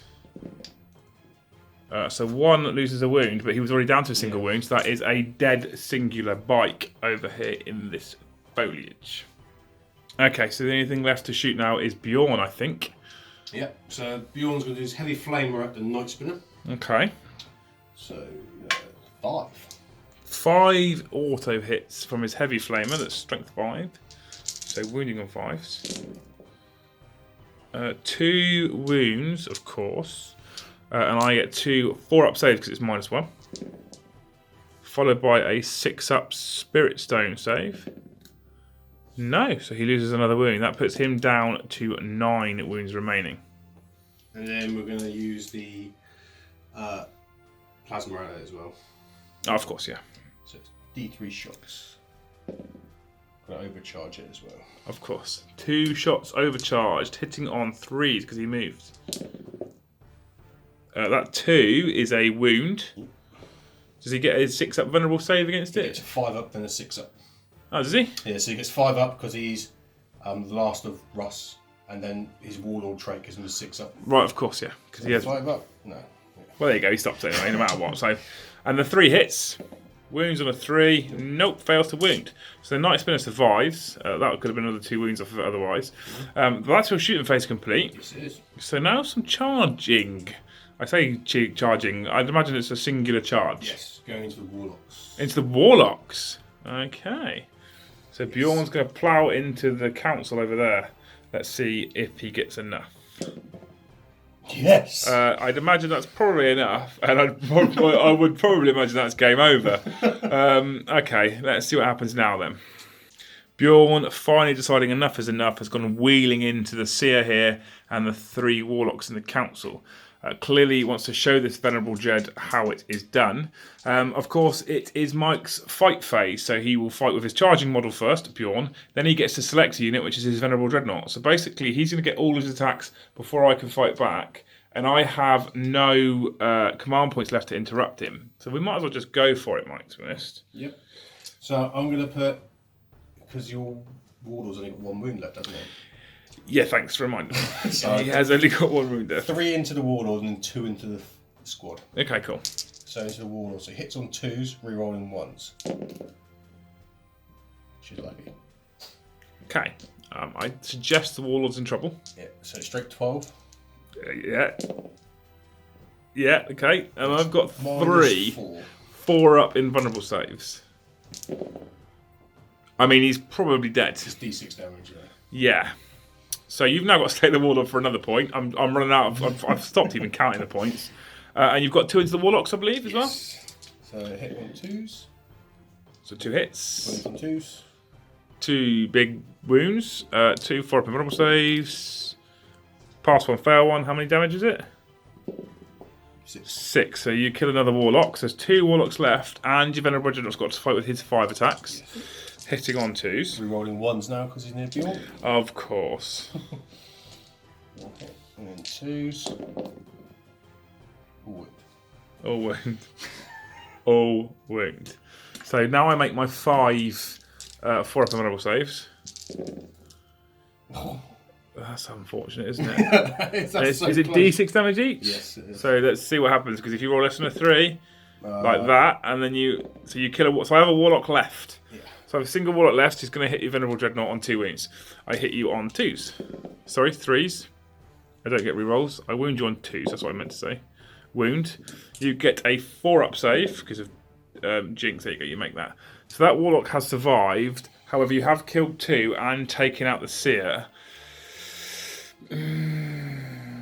How many points ahead of you now? Like 5 or 6 points, aren't you? I think so. I don't think we're going to go any further with this. I think I'm going to probably concede at this stage, which I didn't really want to do. But with 2 Rhinos and 15 wounds, a full squad of Grey Hunters, I've remembered that you've got your Iron Priest. Yeah, got his name right at last.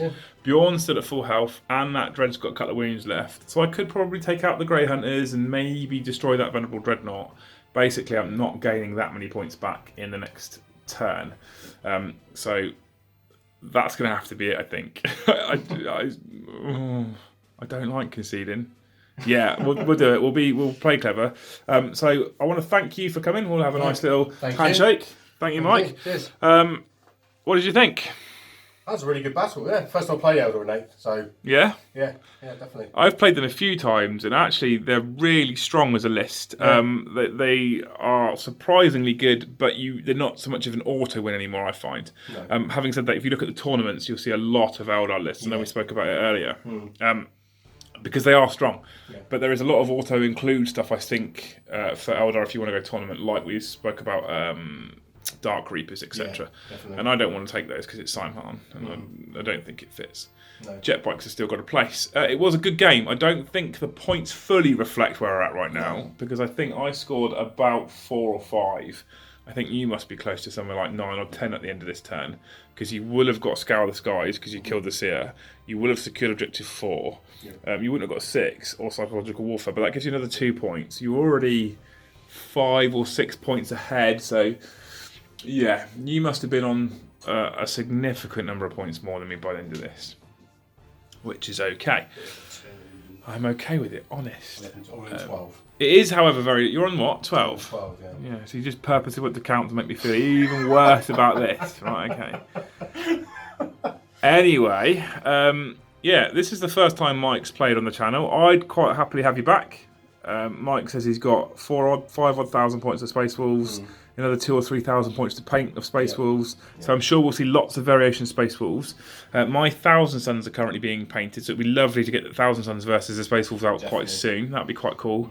Mike is one of the people that has offered to be a Warhammer regular. Hopefully you've enjoyed watching Space Wolves play. Please let us know. I'm going to have him back anyway because I want to, so that's how it works. So we'll see him again soon. Thank you very much for coming. No, thank you. And your debut is a win. You see, I have to let you win on the first time. That's how it works. That way you keep coming back. Anyway, thanks very much for watching, guys. As I said before, we are now sponsored by Element Games, the wonderful people at Element Games. If you click the link below and make any purchases through that link, then it basically makes us look good and it helps the channel and supports the channel out. So please follow the link. If you bookmark it, it doesn't change. It's not like it refreshes every month. We've also got a link to Patreon. We're up to something like 45 odd patrons now. There's multiple levels you can support us at. You get to come in a Discord chat or a WhatsApp chat and all that kind of stuff. So think about supporting us on Patreon as another way of supporting the channel. Finally, there's a link to Redbubble and GameMat.eu. Redbubble's got all the Warhammer merchandise, and GameMat.eu is where this wonderful battle mat came from, along with the other ones you've seen on the channel previously, and all this scenery's come from GameMat.eu as well. So check those guys out. If you become a Warhammer patron, you get a 10% discount from all purchases from GameMat.eu. Look at that, another little bonus for you. Anyway, I hope you've enjoyed it. Please give it a like, a comment, and subscribe if you haven't already. And hopefully we will see you in the next one.